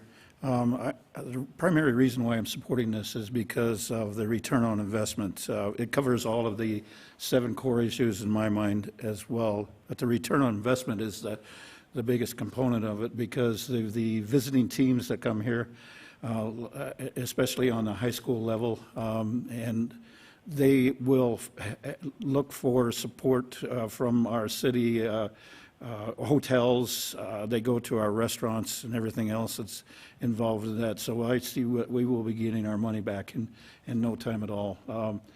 And there's a lot of needs that are out there, not just once, for that facility. Because if you've ever had the chance to sit in on their presentations or take a look at the physical structure, there is a lot of needs that are in. It's beyond belief of what they are so far behind. And then talking about the foundations being involved, if you got a chance to take a look at the master plan for the school as well, there's a lot of other areas that they're looking at and that need support as well. So it isn't just the stadium. And then if we get this agreement with the School of Mines, it'll be a community track. And track and field and whatever facilities they have out there, not just for the school. So it'll be involved with that community. So the local folks can go down there and use that facility as well. So I think it's a great return on investment. Thank you, Mayor. Darla Drew. Thank you, Mayor. I heard this same story with the Fitzgerald Stadium. I went down there last year, talked to some people, and I said, oh, so you'll be able to move that pitcher's mound, and so we can have women's softball there, which is what I was told would happen. No, they can't. They can't move it. They didn't plan on it. I thought maybe there'd be concerts there. They told me, some person that was there that kind of knew stuff, there'll never be a concert here. This is for baseball. So I'm not going to, do the Lucy thing again. I don't want to see this be something that's not shared when we're told it will. The schools can take care of it. And what really ties a community to a college, in my mind, is football and teams. We really don't have that spectacular connection with the football teams at School of Mines. Not that they're not worthy, but that school is for tech. And so I think it'll always remain that way. I don't know how we bridge this island, but I'm still going to vote no. I think it's up to the schools, and I'm not going to vote for another thing that's not truly able to be used by the entire community. Thank you. Okay, motion on the floor for $4 million for School of Mines. Ron Weifenbach. Thank you, Mr. Mayor. Alderman Nordstrom had mentioned and a city track meet, and what availability will this have? What availability will it give the youth in the community for a track meet, high school, elementary? I know they've used it in the past, so I'm assuming, is there anybody here that can give us the answer to that? Oh, someone's standing up back here. My question would be, is there will there be an agreement with the city to be able to continue that? We're absolutely open for anything. If you want to host a city track meet, sure, absolutely. Right now, we have a lease agreement with the school district, and they run all of their meets, the high school meets there. My understanding is the junior high and the grade schools run over at Sioux Park, but we would be open, absolutely. Thank you. Okay, Richie Nordstrom. Coach, sorry, I forgot your name. Joel? It is. Yes. Sorry. Thank you. Yes, you're welcome. Currently, you've got a written agreement with the personnel that are using your facility. Correct. We have a lease agreement with the school district. Yep, and it's open to the public for anyone else to use it whenever they want to use the track. Maybe this is a question for city staff. Do we need a written agreement for the community to be able to use that facility as well? I don't know the answer to that, so. Sounds like that would not be necessary since. Not necessary, yeah. Just as long as other people within the community can come down and walk the track or whatever, yeah. Absolutely. It's been that way since as long as I've been here. That's what I understood, is that anybody could use it, just come on in, and if it's not being utilized by somebody else, you can use it, yes. Yeah, if this goes through, we'll be able to leave the restrooms open too, because we can't leave it open right now because of frozen pipes. Thank you. Greg Stroman. Thank you, Mayor. Just to follow up to the athletic director, if I may. Yes. Mr. Lucan, part of the plan is for women's locker rooms at the stadium, correct? Correct. And because right now there are no women's locker rooms at the stadium. Correct. And also there is plans, this includes a plan for a upgrade of the stadium front, and when people enter the city there and they see that, they'll have a better, it'll have a better look as they approach the city and the stadium, right, when they come in from out of town?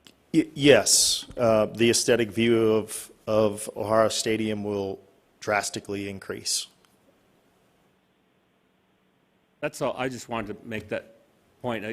Can you just, I know you had the women's locker room, and was there other upgrades that you're talking about at the stadium proper? Yeah, we've got some ADA accessibility issues right now. If you're in a wheelchair, you need to go on the very ends. In this proposed renovation, you'll be able to go right through the ticket booth and right into the stands. The plan is also to utilize that female locker room for high school football nights, so both teams will have locker rooms to change in and shower if they so wish. And then also, to the point, and no one's asked me, but I'll throw it out there, we have been doing some fundraising. I do have a 7-figure gift, but it is hinged upon the fact that we do get to start construction. Thank you, sir. I yield. Okay, motion on the floor is for $4 million to be allocated to the School of Mines. Let's take a roll call vote. Drew, Mic's on, please. No. Nordstrom, Aye. Wyffenbach, Aye. Roberts, No. Stroman, Aye. Armstrong, No. Solomon, No. Lehman, No. Jones, No. Evans. No. Motion fails 7-3. Okay, thank you. Next item, Sioux Park Tennis Restoration Project, rebuild the Sioux Park tennis courts, $3 million recommended by committee. Go to Pat Jones. Thank you, Mayor. I would like to make a motion that we follow the recommendation of the Vision Committee and allocate $3 million in rebuilding to the Sioux Park tennis courts. Second. To be done, it looks like, so 5, 6, 7, 8, 9, in 2022, and then that would max out the allotment, the allocations for 2022. Okay, we have a motion for $3 million from Pat Jones and a second by Laura Armstrong.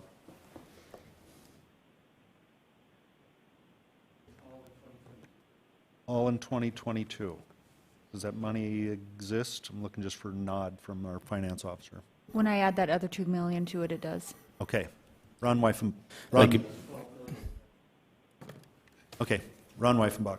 Thank you, Mr. Mayor. And when we pass these projects, one of the things that's important is that they get finished and that there's good leadership during the process and the end usage of the project works. This will be attached to the city, but I'm going to take a moment to say thank you to Mr. Jason Olson for his continued service above and beyond almost anybody I know in the city that has provided to the young people from North Middle School to West Junior High to all the things you do. Thank you again, Mr. Olson.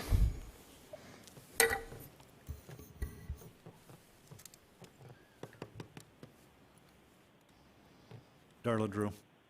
Thank you, Mayor. I'd like to, yes, put my stamp of approval on this. The parents have been working so hard on raising money, and they've raised $100,000 just to have soil testing so that they knew that this project could go forward. That was above and beyond in my book, and plus this is for both genders, so I really like that idea. And it's also in such bad shape it's causing injuries, so we are going to be responsible at some point to get this thing fixed, so I'd just soon do it now. So this has got my vote of approval. Greg Stroman. Thank you, Mayor. I'm 100% behind this project.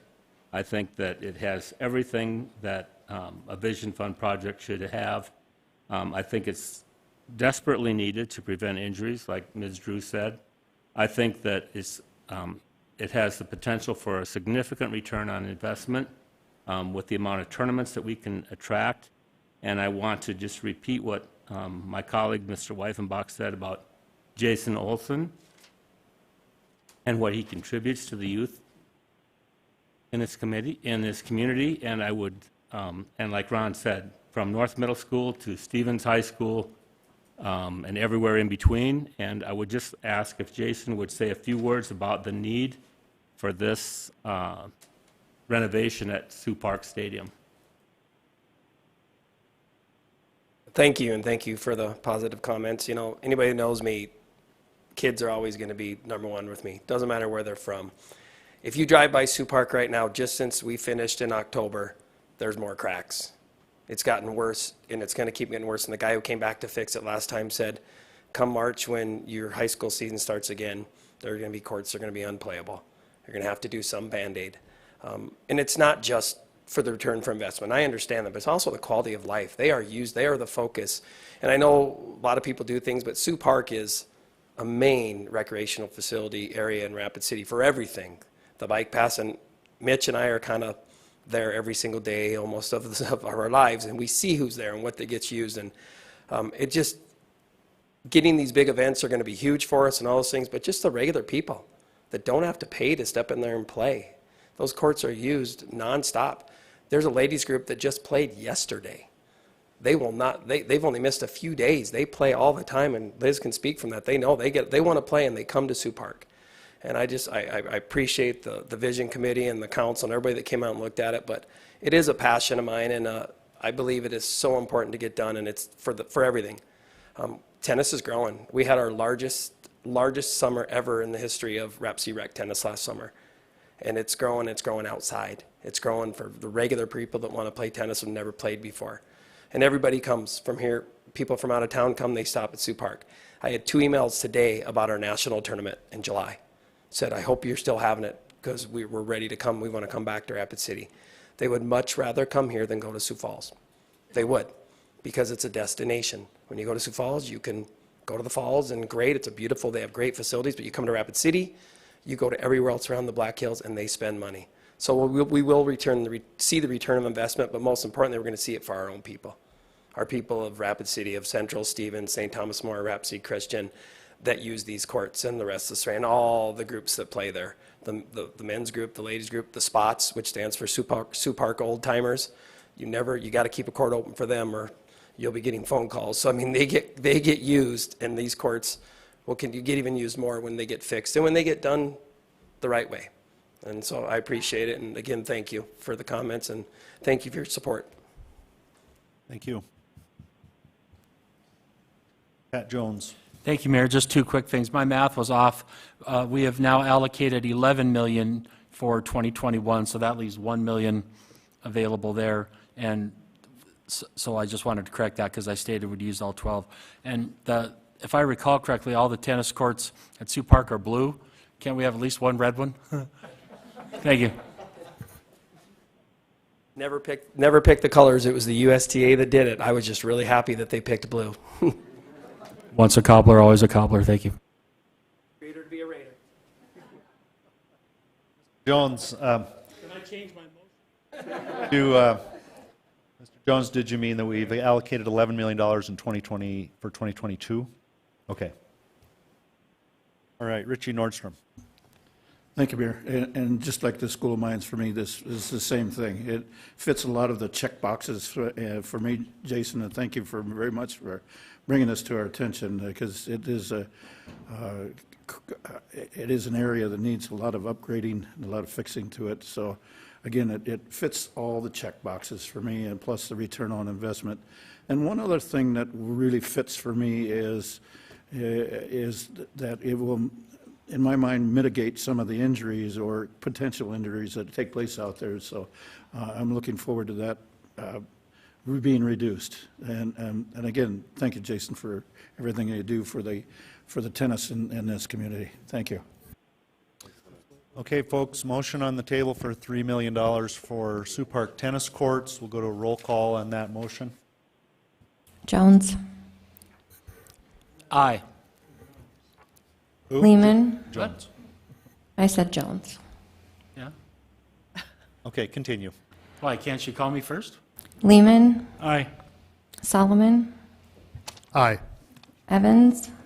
What? Drew. Aye. Nordstrom. Aye. Weifenbach. Aye. Roberts. Aye. Stroman. Aye. Armstrong. Aye. Motion passes 9-1. You got my vote? Okay, thank you. Yeah. All right, thank you.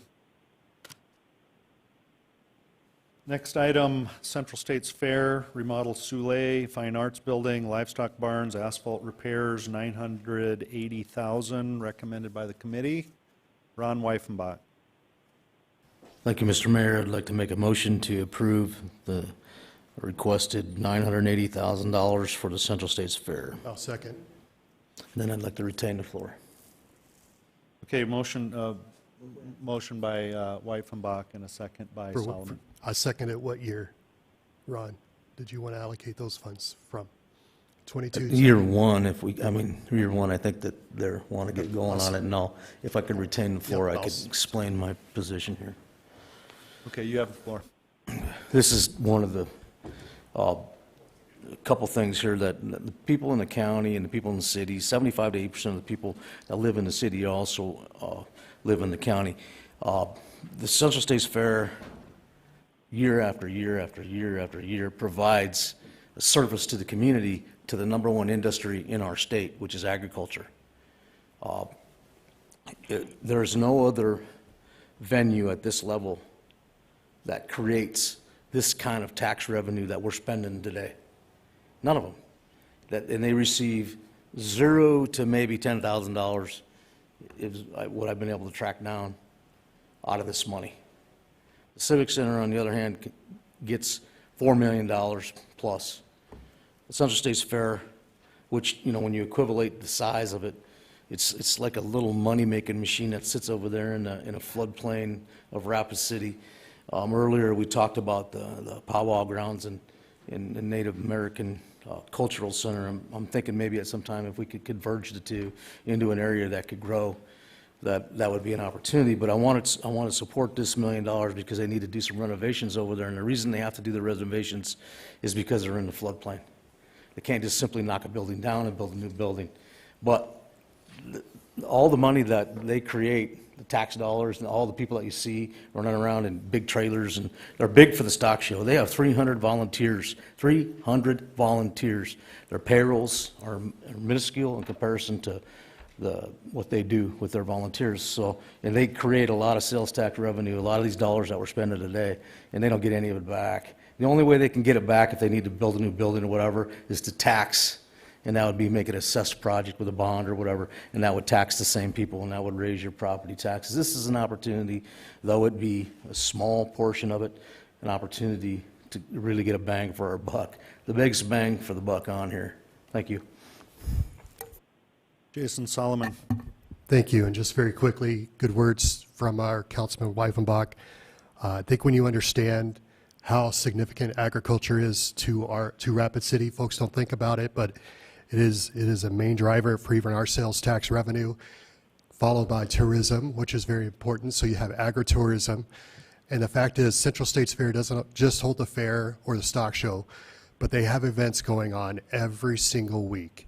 And I've never seen a more resourceful group, having had a chance to work with them up close and personal, I can just tell you that this $1 million investment is going to be greatly returned to Rapid City. This is a no-brainer, a great partnership that the city has with the county through the Central States Fair, and I highly encourage my council members to support this. Thank you. Nordstrom. Thank you, Mayor. If I can ask Mr. Jeffries a question? You may. Ron, you and I have exchanged a couple of emails, and I think the biggest concern there was out there was on the competition with the Civic Center. And you explained it pretty clearly to me, but would you mind sharing that competition, that perceived competition that we have with the Civic Center? I think it was a good answer. Sure. Ron Jeffrey, Central States Fair General Manager. Thanks, Richie, for asking the question. Question about whether or not we have competition with the Civic Center. Every venue is going to have a little bit of things that could go to one place or the other all the time. But for the main bread and butter, we are a dirt floor facility that brings events in that are agriculture related, motorcycle races. We do some auctions, things like that. The remodeling of the Soule building does expand an opportunity for us to host some more community-type activities that don't have a place to land right now. And I'm thinking primarily through Little League, baseball programs, softball programs, give them a place to come back in and keep in shape during the winter months. That opportunity is provided to us through a remodel of the Soule. We're a dirt floor facility, and what we say about the Civic Center, it's a brass and glass. If you want something nice and shiny, they've got it. We're the alternative to that, but we still serve a very important role in the community. And we happen to host the largest event at the monument, so there's no animosity here. We get along great. So I see a working relationship with the monument. Absolutely. So I'll give you just a real quick example, and I'll be really, really brief. But, for example, the monster truck business. There's two major producers that would come through Rapid City routinely.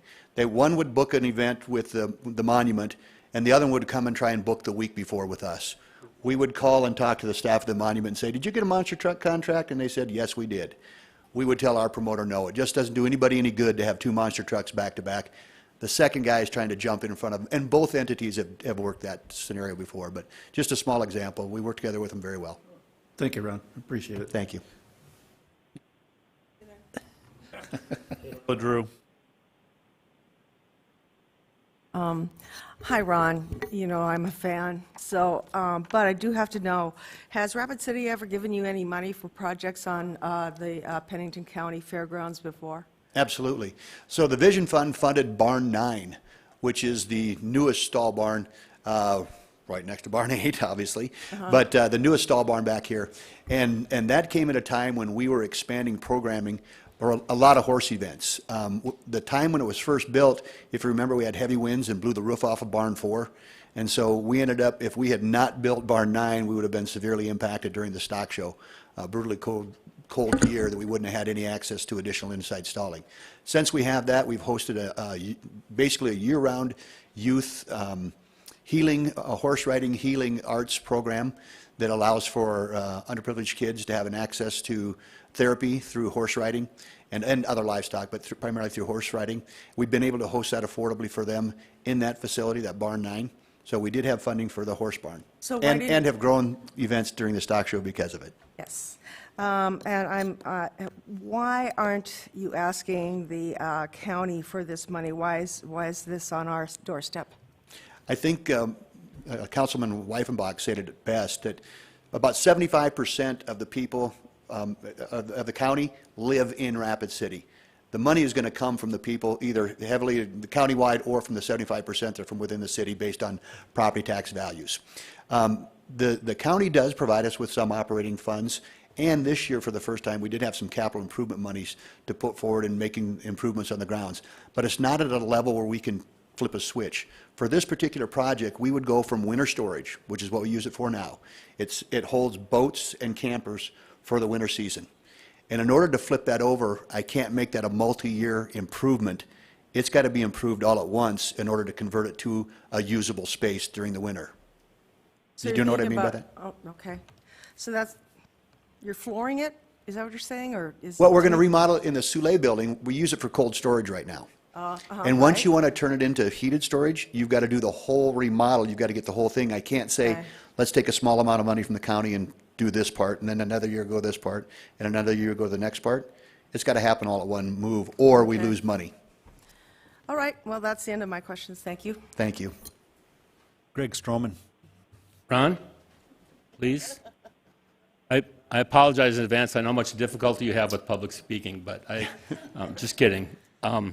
What is the Soule building? How, is that an agricultural term, or is that named after a person? It's named after a Judge Soule, who originally, I think the building came out of bankruptcy, I'm not sure, but I think it came out of a bankruptcy and got rebuilt down at the Fairgrounds. But Judge Soule was the person it was named after. And there was some Soule family left in Rapid City about 10 years ago, the last time I checked. Well, I don't know if Mr. Weifenbach will agree with this, but I'd like to see the motion changed to change the name of the building to the Jeffries Building, the Ron Jeffries Building, or at least number 8 or number 9 could. So Council Stroman, I just want you to know, I do have a barn named after me in Hayes. Yeah, big fan from Hayes, named a barn after me, so there you go. Thank you. Pat Jones. Ron, thank you. So I recall back when I was principal at Central and then assistant principal at Stevens, the Fairgrounds supported us a lot with the state track meet as far as overflow parking, running buses from there and that kind of thing. Could you give us a little history of, my colleague Mr. Weifenbach talked about how the city and the county, taxing entities need to work together. Let me throw in the third leg of the triangle, the school district. How have you worked to support what goes on with the school district?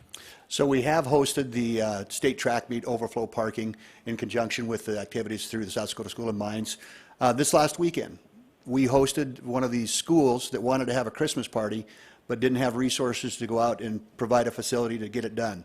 We provided a building for them to come down and have their teacher Christmas party in the Lions building. We set up the tables and cloth, didn't charge them anything for it because we knew they weren't going to get a chance to do that anywhere else if we didn't host it. Prior to that, we had one of the classes that had a Christmas program that was canceled due to the bomb threat. John reached out and asked the class if they wanted to come have their Christmas program because the first graders got canceled last year and the kindergartners were getting canceled this year. So we hosted first and kindergarten Christmas party in the Lions building and the Bridger Steel building, and John got the Healing Arts people to come back over and provide animals for the kids to have a great agricultural interaction. We host the State Fire School here when they do some of their training programs. We do a program where they come in and do the fire training. We do your police officers, highway patrol, and sheriff's training down at our facility. We do your drug training every month. We do your SWAT team training. All those things are without charge. We do Pennington County jury selection at times down here. What's that? Recycling, the hazardous waste program. I could go on and on with a number of nonprofits that come down and use the facility, whether it's the Boys Clubs. Habitat for Humanity has a stack of mulch that was donated to them and they had nowhere to store it. They brought it down and we're storing it through the winter so they can use it in the spring. We are your community facility here. We reach out to every single person that reaches to us and that needs help. The Playhouse this last summer went to do an outdoor theater and didn't have a stage and didn't have any risers for seating. We had those resources. We brought them back down, lined up the trucking to take them to Custer to set that facility up so the Playhouse could save an outdoor season. It is the makeup of my board, of my staff, and everybody that volunteers at the Fairgrounds. We're a community organization, and we serve the community. Thank you very much, Ron. Thank you. Okay, that's all for the speakers on this item. So motion is for approval of the $980,000 in year one. Is that correct? Correct. Okay, we'll go to roll call on that motion then. Roberts. Aye. Stroman. Aye. Armstrong. No. Jones. Aye. Lehman. Aye. Solomon. Aye. Evans. Drew. Aye. Nordstrom. Aye. Weifenbach. Aye. Motion passes 8-2. Okay, thank you. Next item up is Black Hills Paddlers for an in-stream engineered whitewater paddle park on Rapid Creek. That's a good way to put that. That's nice. Nice name. I move to take this project for $325,000 for the project and approve it for that amount.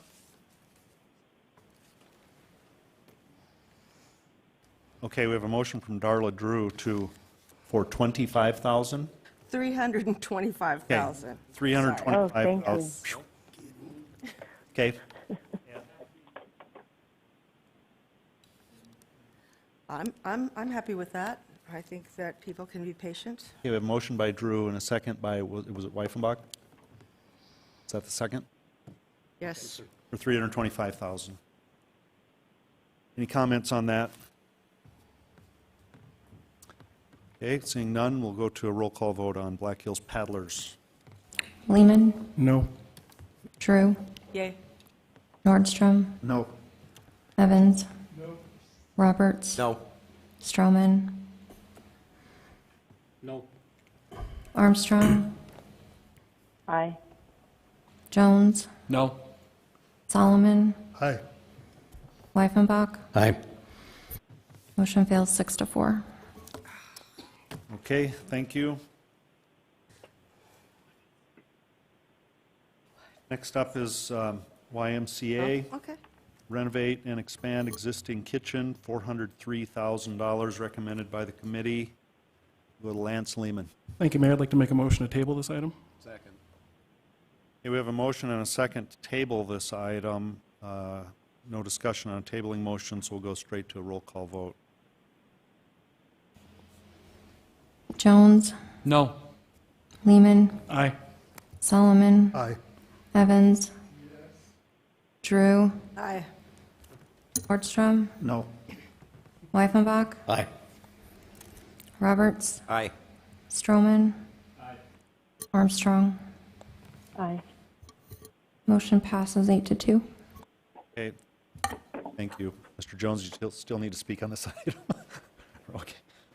Main Street Square, repair of equipment, facilities, capital investments, $70,000 recommended. The original ask was $624. We'll go to Pat Jones. Thank you, Mayor. I would like to make a motion that we support the recommendation from the Vision Committee and allocate $70,000 to Main Street Square for year 3. Second by Richie Nordstrom. Any other discussion on that item? Bill Evans. I would like to make a comment on this because if ever a place or a facility had a transformational effect on the city's image and even its pleasantness, frankly, it would be Main Street Square. And I knew that once the main supporter of Main Street Square no longer was able to bail out them with donations when things went wrong, this would be a problem. So I'm curious as to why, of all of these events, when we have such an important facility in the community, despite my vote, which was going to be no on principle, I'm just confused at the logic why this particular thing was reduced so much, which actually perhaps affect the functioning of that facility, which is a major tourist draw. So I don't understand the logic there, and if anybody else wants to explain that, I would like to hear it. Thank you. I can explain it to a great extent. The items being asked for in funding were determined to be disqualified by the city attorney's office and/or finance office because they were equipment and other things that the ordinance would not allow the purchase for. So if there's a better explanation we need, someone can give it. But so anyway, it was pumps, right? The 70,000, I think, is the pumps. Yeah. The rest is. Yeah, no. I'm just curious. Yep. Okay, seeing no other discussion on this, then the motion is for $70,000 Main Street Square. We'll go to a roll call. Drew, Nordstrom, Aye. Weifenbach, Aye. Roberts, Aye. Stroman, Aye. Armstrong, Aye. Solomon, Aye. Lehman, Aye. Jones, Aye. Evans. No. Motion passes 9-1. Okay, thank you. Next item is Black Hills Farmers Market for a pavilion, multipurpose facility, $1,213,000 recommended by the committee. Discussion or motion, please? Pat Jones. Thank you, Mayor. I would like to move that we allocate the amount that the Vision Fund Committee recommends of $1,213,000 to Black Hills Farmers Market. Is there a second to that motion? Second. Second by Darla Drew. Okay, we'll go to Darla Drew. It has come to my attention recently that there's about 20 small farms that are producing vegetables, fruits, things like that over the course of the winter. It's a growing market to produce these things year-round. It is a big part of our sustainability. It's a large part of when we're looking at our food chain situations, that I think a real place for this to grow and be would be very, it'd give us a lot of traction, especially with the younger people that are looking at living here. They want access to fresh fruits and vegetables and eggs and meat and things like this. So I think we should clean it up and make it a really nice, attractive place for people to go to and spend some time and spend some money. Thank you. Pat Jones. Thank you, Mayor. Briefly, I forgot to add that that would have to be for year 3, 2024, year 3 allocation, and if passed, it would leave us roughly about $3 million left to finish our allocations for the evening. Thank you. All right, thank you. Greg Stroman. Thank you, Mayor. And the food's good. I enjoy going down there. I think that it's a real growing, and it's very popular, and it's not just the young people that care about good food. I mean, we old people like it too, and I think that you go down there and on Saturday mornings, and sometimes the wind will be blowing through there, or it'll be raining and cold, and those people come out and they are faithful to come out there and provide an opportunity for us who want some really good homegrown produce. I think that it's a real need, and I think it would be a great thing for us. Yield. Richie Nordstrom. I think my colleagues have got some good answers and reasons why to support it, but I'm not going to be supporting this primarily because there's some other projects later on within this list that need the funding. So that's the only reason I'm not supporting this project, because I see the need that is for other projects that are on this list. Thank you, Mayor. Okay. Seeing no further discussion, the motion is for $1,213,000. We'll go to roll call, please. Stroman. Aye. Roberts. Aye. Wyffenbach. No. Nordstrom. No. Drew. Aye. Armstrong. Aye. Evans. Solomon. No. Lehman. No. Jones. Aye. Tie vote 5-5. Okay, so this is interesting. Tie vote 5-5, and since this vote would result in the expenditure of city funds, as chairman of this meeting, I cannot break that tie. So I'm going to need another motion or nothing happens. Joel, oh.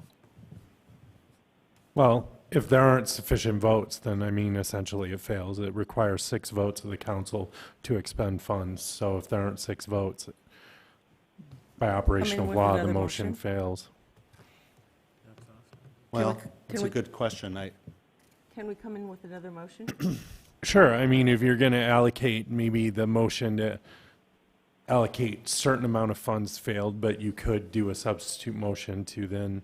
Okay. This item is now just the motion for the full amount is disposed of. Right.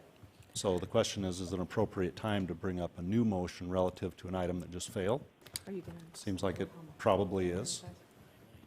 Yeah. Wrong? Okay. Okay, Darla Drew.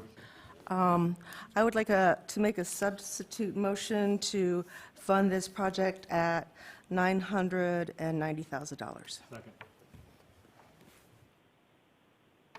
Okay, substitute motion for $990,000 from Darla Drew, second by Greg Stroman.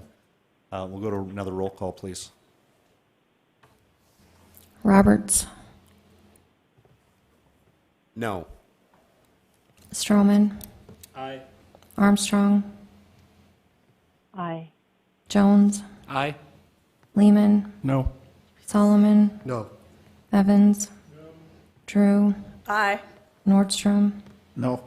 Weifenbach. No. It goes down. Okay, Motion fails 6-4. All right, thank you. Motion fails. Okay, next up, Rapid Cities Racers, great swim teams, an air dome enclosure for the 50-meter outdoor Roosevelt pool at $1,015,000 as recommended by the committee. And we'll go to Jason Solomon. Thank you, Mr. Mayor. I make a motion to approve the $1,015,000 for year 3. Second. Second by Pat Jones. And we'll go to Pat Jones. Thank you very much, Mayor. I'd like to ask a question or two of Parks and Recreation Director, Mr. Biegler. Okay? Thank you. Mr. Biegler, could you please comment a little bit about the maintenance and things that it will take to maintain this dome over the next few years? Because there's been some question about this cost and then the cost of maintaining it as well, so we can kind of have an accurate picture of what we're looking at here. Thank you. Sure thing. Thank you for the question. In the application itself, there is a section in there on the cost of operation. We've estimated the additional cost to our department to operate the domed 50-meter pool at about $385,000 to $400,000 a year. That will be for additional staff, additional chemicals, heat, all of that stuff will amount to an additional amount of money for operation. So that would need to come directly from your budget then, That is either as an correct. addition or funding other things less? That or is some correct, combination yes. thereof. We would have to ask for some additional dollars in the 2024 budget for that. So 380 to 400,000? Yes. Thank you. Jason Solomon. Thank you, Mr. Mayor. I think one great thing about this, well, there's several great things about this project, but for one, we've already built a pool that we aren't using year-round. And so this was designed to have an enclosure over it. So this is doing it right the way we should have done it in the first place, too. As great as it is to see the swim teams use this, this goes even beyond the swim teams. This is the whole community will have the opportunity to enjoy this. I think that's an important factor for us to consider as well. The bottom line is I think this is a great opportunity for people of all ages, all activities, to be able to use this beyond the normal several months of the season that it would normally get to be used as.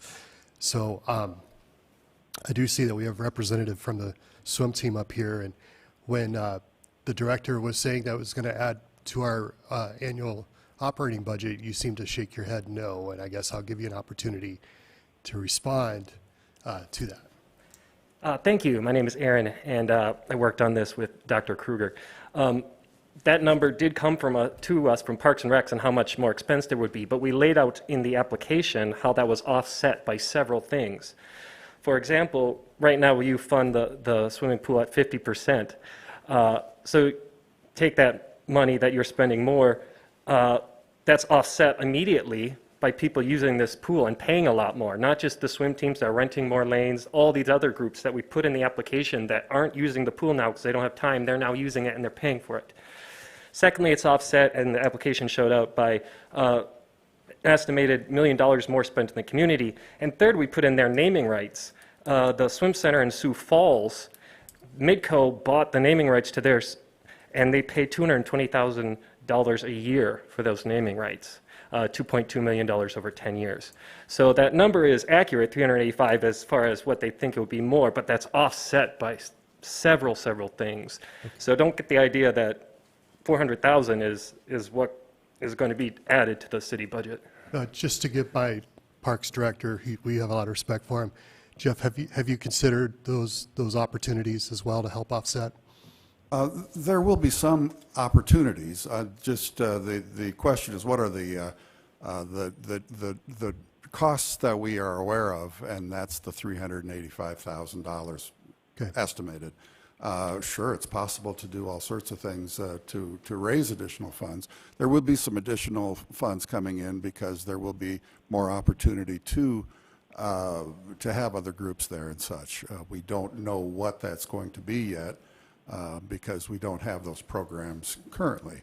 And any additional programs that we put in there will also have a cost to it, additional staff and such. But I don't disagree that there is an opportunity, but those numbers are not known at this time. Well, very good. I think, bottom line, I think we can work together on that. I think this is a great project. Hope to see the council support it tonight. Thank you. Greg Stroman. Thank you, Mayor. Aaron? I just have a question about if one of the swim teams is utilizing, let's say that they're utilizing the big pool because we have this dome over it, and they're having practice, does the city have to provide lifeguards at that time too, or do you guys self-provide that? It's a great question. They do, and maybe the attorney will have to get involved, although practically they don't because our coaches are lifeguards certified. But the city does supply lifeguards even though we have certified lifeguards on our teams there. Okay. Thank you. The thing that's glaring to me about this project is that we have basically an unfinished swimming facility, and we didn't fund it the way it should have been funded at the outset, and here's an opportunity for us to complete that at probably quite a bit less. I feel like there's overcrowding in the swim center that just needs to be remedied. I feel like citizens can't use it because the swim team needs time, and swim team can't use it because the citizens need time, and I think that this is just a must-have for us.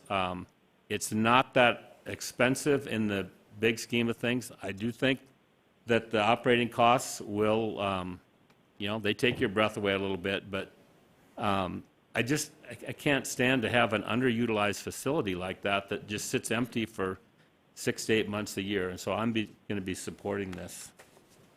Thank you. I yield. Pat Jones.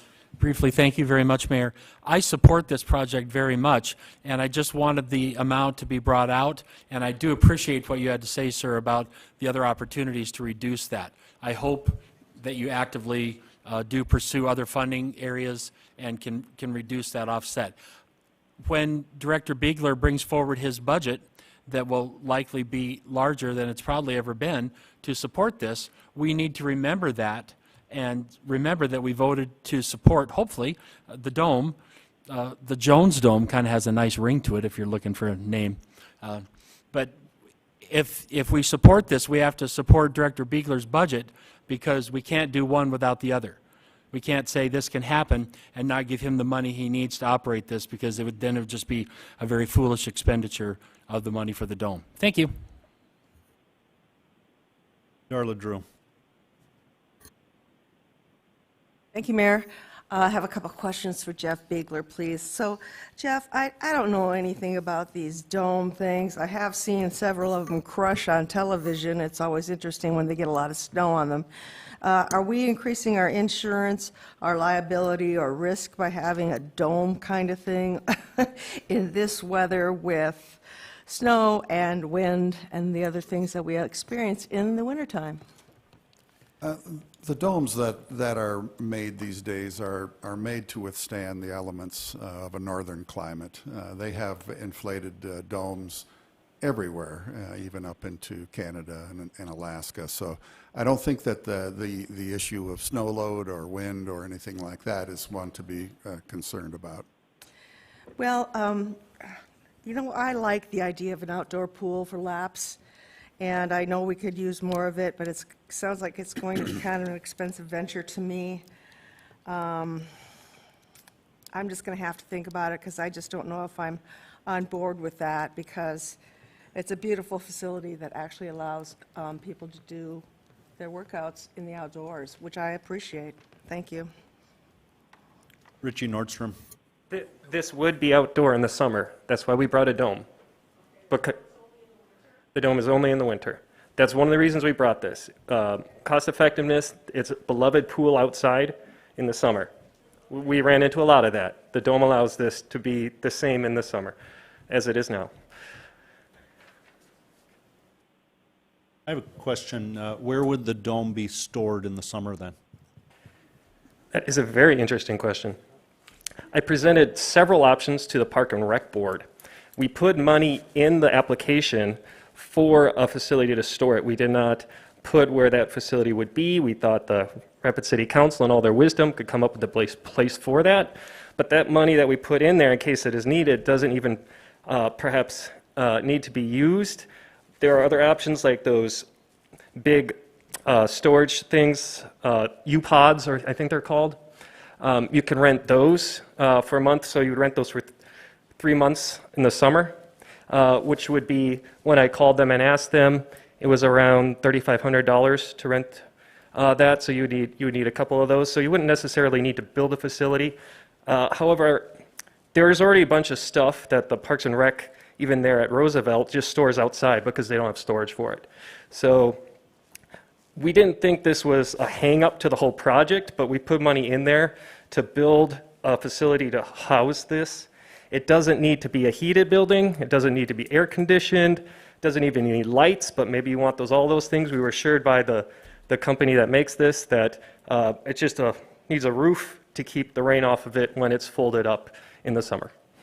So are you saying that part of the $1,015,000 is for storage as well? It's for a building. We put in $100,000 for a facility to house this, the canvas for those 3 months, and other stuff can be stored in there the rest of the year and with it. And do you know what the size of it is when it's deflated? So just sorry, I'm running off memory. Just the canvas will end up, with the size proposed, will end up on 3 big pallets, and that's about the size of a 3-car garage that needs. We put in money for a bigger one because there's other stuff that needs to be stored. For example, the doors into the dome.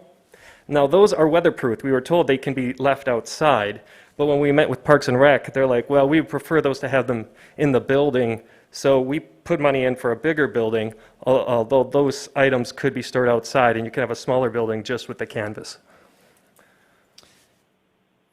And what do we know about the lifespan of these domes? So there has been a lot of improvement, as Director Bugler pointed out. Pump people have come to us talking about domes that were 20 years ago, and they didn't last as long. The warranty on the canvas dome itself is 20 years. The life expectancy of the HVAC system that inflates it and heats it is 30 years. Now, the warranty on the canvas, 20 years, that doesn't mean it will last 20 years and then be died. That's just the warranty on it. So it could last well beyond that 20 years. Okay, and have there been any, either for Director Bugler or anyone else, has there been any business planning done where we have an estimation of use and therefore admission revenue?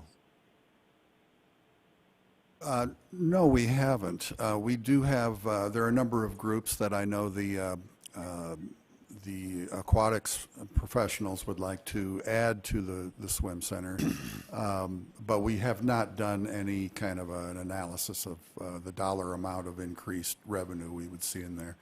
Estimate was maybe 40 to 50,000, maybe 60,000 a year additional from additional programming, because the indoor pool would then be available to more other groups other than the swim teams, which would primarily be in the outdoor 50-meter. Okay, thank you. Back to Pat Jones. Thank you very much, Mayor. Perhaps in a spirit of community togetherness, the Fairgrounds could be a place that you could store it. Maybe you could make contact with them and your group, and the Fairgrounds could work together to come up with something, either land or a building to store that.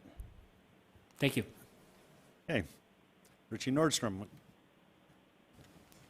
Thank you, Mayor. Justin, is that correct?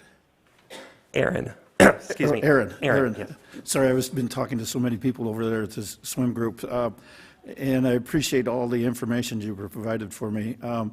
The main concern I have over there is that there's no doubt we need more water for swimming, and no doubt about that.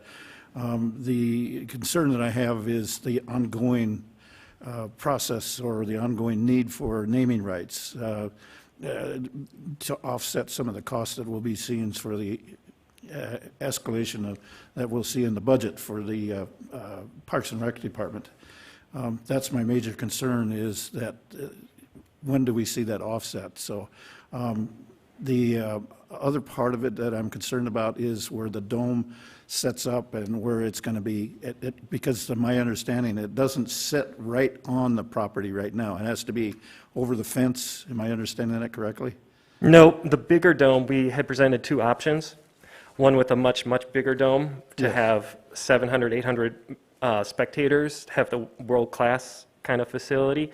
That was not recommended by the Vision Fund. The amount before you with the just over 1 million is for a smaller dome, which is the exact size of the concrete now, which is what that site was designed for.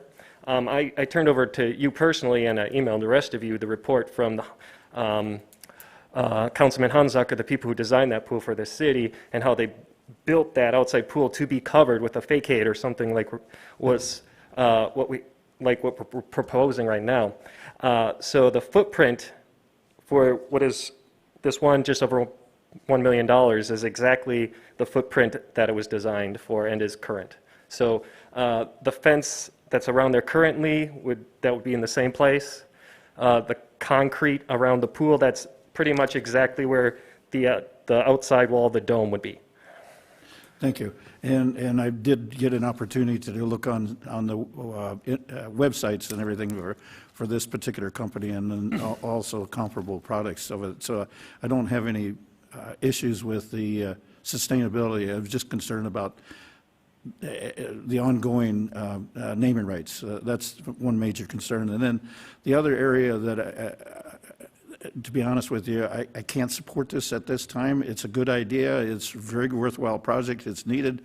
But I've got other projects on the list that I feel like there should be higher on the priority list. So the other thing is to take a look at is that I feel very strongly that we're missing out on an opportunity, something called the field house.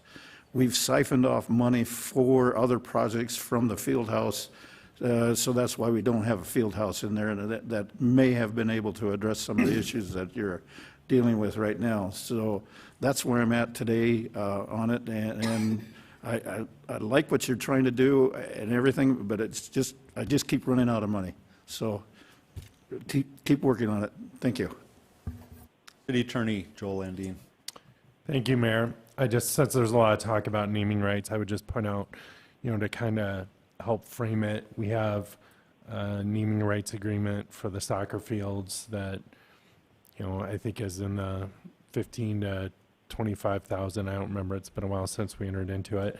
And then I think for Fitzgerald Stadium, it's currently about 35,000. So that probably helps give you some sense of where a naming rights deal might be per year compared to Fitzgerald Stadium or the soccer cup. All right. So the motion on the floor then is for $1,015,000 for the dome over the swimming pool. We'll go to roll call.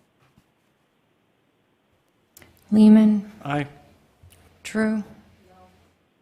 Nordstrom. No. Evans. Roberts. Aye. Stroman. Aye. Armstrong. Aye. Jones. Aye. Solomon. Aye. Weifenbach. Aye. Motion passes 7-3. Okay, thank you. Next is Black Hills Mountain Bike Association for Bicycle Park by Omaha, Cross, Canal, and West Rapid Streets, $600,000.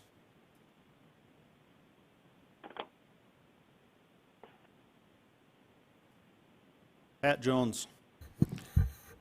I move that we allocate the Vision Fund recommendation of $600,000 to Black Hills Mountain Bike Association in year 3. Second. Oh, second by Laura Armstrong. Okay, seeing no discussion on the issue, we'll go to roll call, please. Armstrong, Aye. Lehman, No. Solomon, Aye. Evans, Jones, Aye. Drew, Nordstrom, No. Weifenbach, Aye.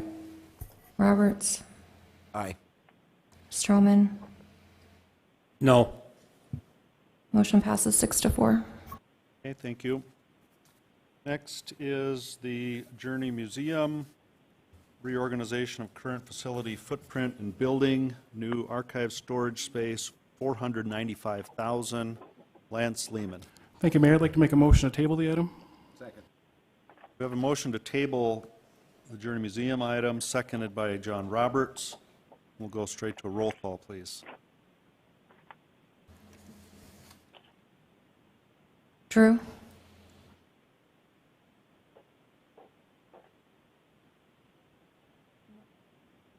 Yeah. Don't talk on a table motion. We go to a vote. Nordstrom, No. Weifenbach, Aye. Roberts, Aye. Stroman, Aye.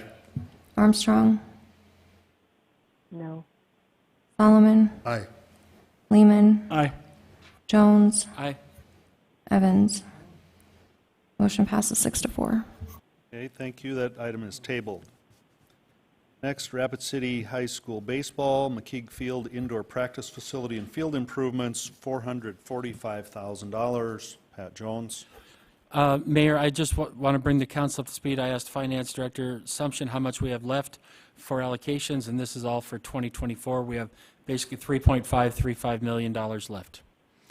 And I will make a motion that we allocate the Vision Fund recommendation of $445,000 to Rapid City High School Baseball.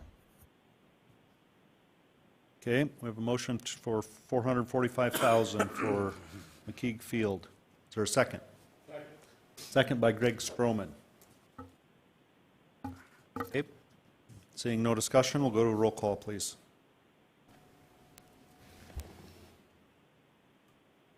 Lehman, Aye. Solomon, Aye. Evans, Drew, Nordstrom, No. Weifenbach, No. Roberts, Aye. Stroman, Aye. Jones, Aye. Armstrong. No. Tie vote 5-5.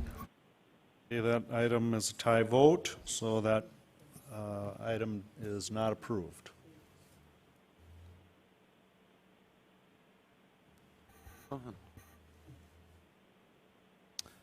Next is the Ignite Soccer Club, improvement of the Campbell Street soccer fields, $292,000. Lance Lehman. Thank you, Mayor. I'd like to make a motion to table this item as well. Second. Okay, tabling motion by Lance Lehman, second by John Roberts, and we'll go to a roll call vote, please. Roberts, Aye. Stroman, Armstrong, Aye. Jones, Aye. Lehman, Aye. Solomon, Evans, Drew, Nordstrom, Aye. Weifenbach. Aye. Motion passes 8-2. Okay, thank you. And that takes us through our list of 16 from the Vision Committee.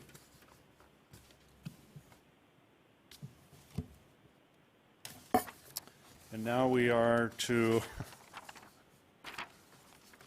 City Vision Fund projects. And Ms. Sumption, can I have the dollar amount remaining, please? $3,535,000. Okay, so, not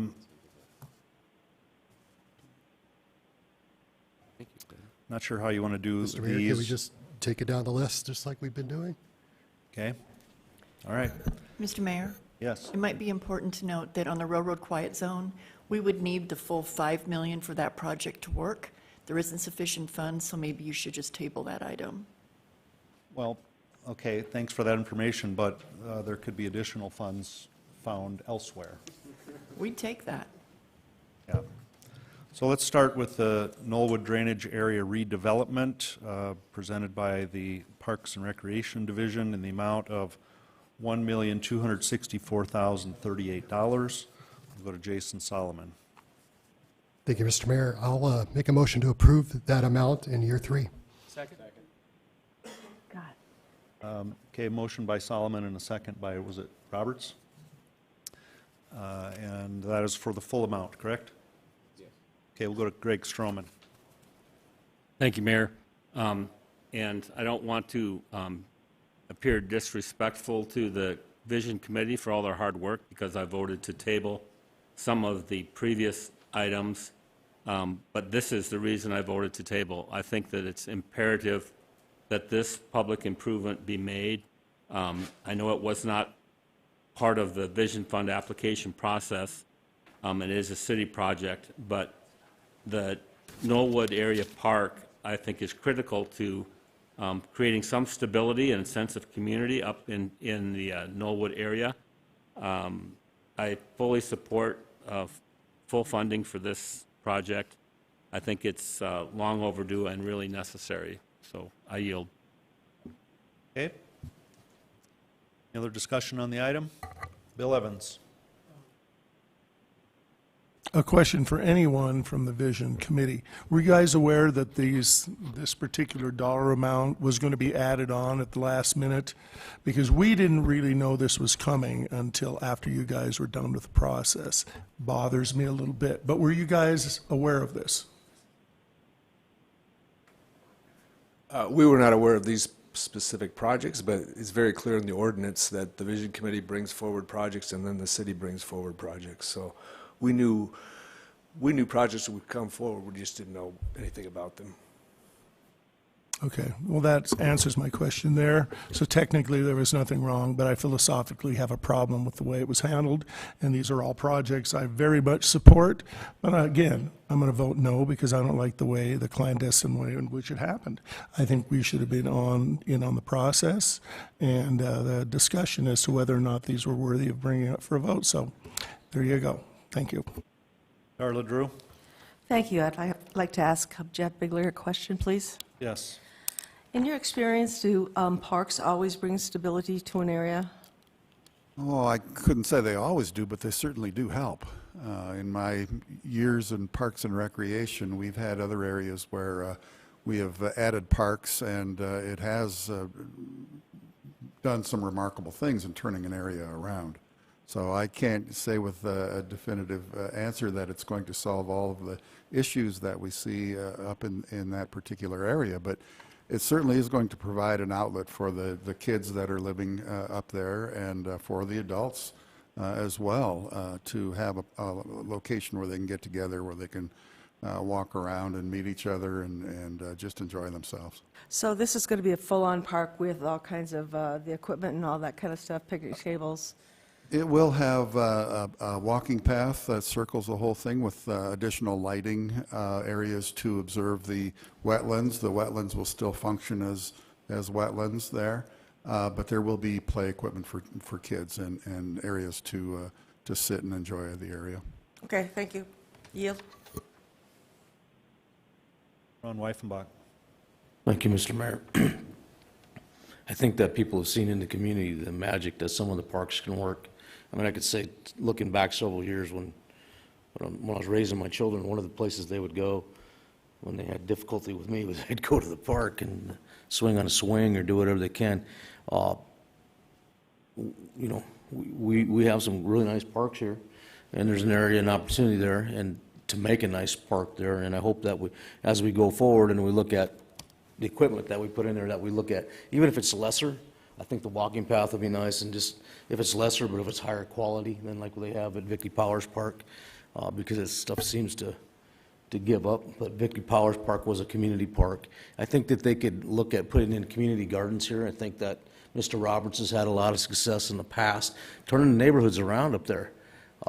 Prior to him, Mr. Kroger, who had done a lot of work in North Rapid with the streets and those types of things, they've turned that neighborhood around up there a lot. I know they've been in the news a lot lately. There's still some rough areas there, but from where they were 15 or 20 years ago, huge difference. And a lot of it is an introduction of a park or introduction of just the community, bringing in community gardens and those types of things where they come together and work. And this is an opportunity for it to happen, which would be really good if we could add something like a community garden up there that people that don't have room or they live in an apartment or whatever, they can go there and grow their own gardens and that type of stuff. And the cost of it is basically nil for the taxpayer, but the results that they get intrinsically from the people that use it are amazing. So I'm going to support this item also. Thank you. Richie Nordstrom. Thank you, Mayor. A question for Mr. Biegler? Yes. Mr. Biegler, have you got an idea about how much additional cost this will bring to the City Parks and Rec Division, or Department, excuse me? Well, we think it'll be minimal. We're already doing work up there. We already go up there and patrol the area. We do mowing up there. We do mosquito treatment up there. We do litter control, that sort of thing. I think the addition of a pathway system will actually probably make it easier for us while we're up there maintaining that. So I don't see it adding a great deal of burden to our maintenance department. I've got our maintenance division manager is right here. He may have a different opinion. Scott, don't want to put you on the spot, so I'll leave it alone. A question for Pauline, if I may. Yes. Pauline, if this is approved, approximately how much have we got left remaining? About $2,271,000. Oh, good, my math matches up. Hey, all right, I'm doing something right. The other question that I have for, I think this is a good, worthwhile project. I was really on the fence for quite a while on this one here because I'm really kind of concerned about the water quality after it leaves that area and what happens with that, because that's my interest.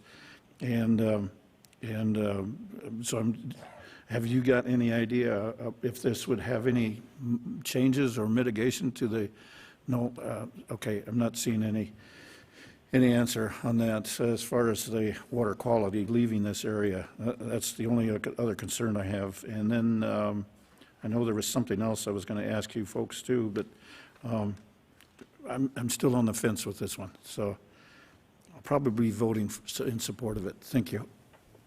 Greg Stroman. Thank you, Mayor. I'm sorry.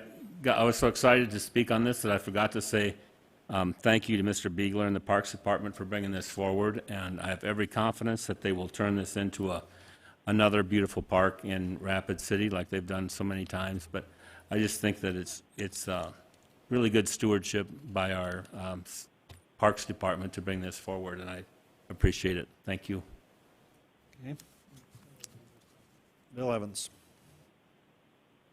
I currently have on the screen of my computer, it's part of the Trust for Public Lands, which rates parks in all cities nationwide.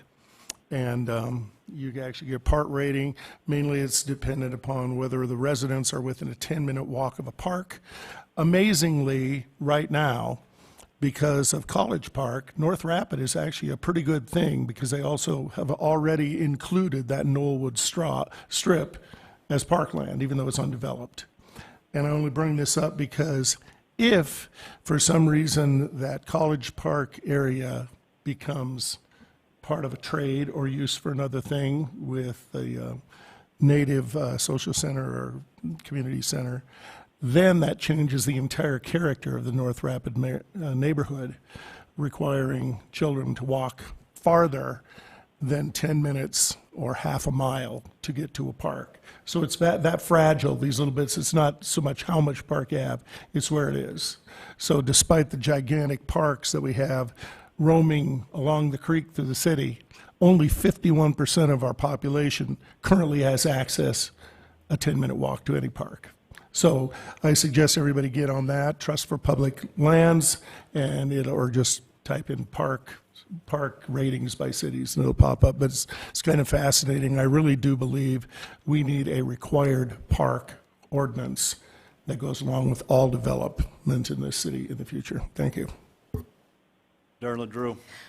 Thank you. And I wouldn't mind that ordinance for green space with coming projects, but I would argue that any space that is taken up by the Indian Cultural Center, especially in that particular area, would be far better used by an Indian Cultural Center than as a park.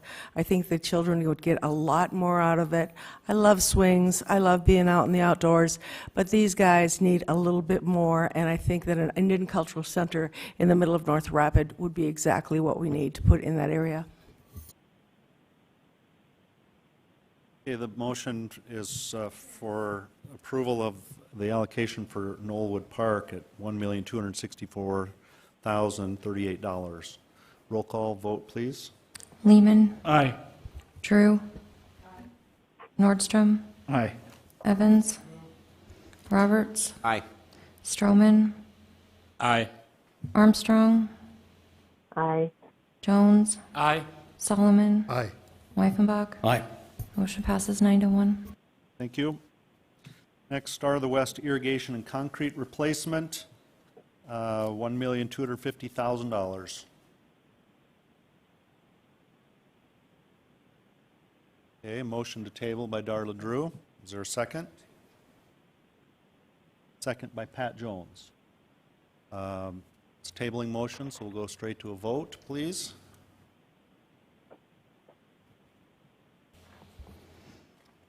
Armstrong. To table, yes. Jones. Aye. Lehman. No. Solomon. No. Evans. Drew. Nordstrom. No. Wyffenbach. No. Roberts. No. Stroman. No. Motion fails 7-3.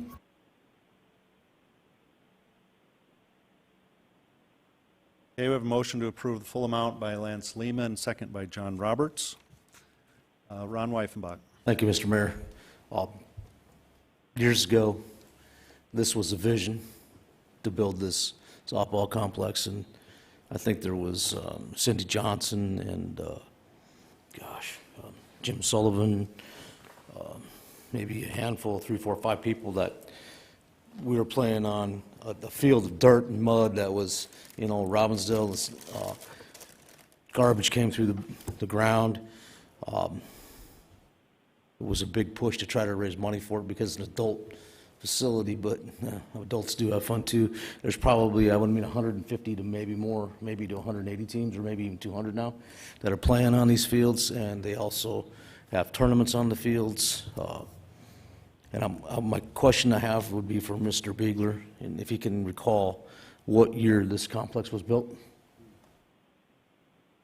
In 1991? 1991, that sounds about correct in that time frame. And then since then, how much money has the city had to put back into the field? They also holds youth football out there. They used to hold youth soccer as an interim period of time. And then how much was put into the irrigation and concrete? And how much did the people that actually work out there put back into the field too? Over the course of...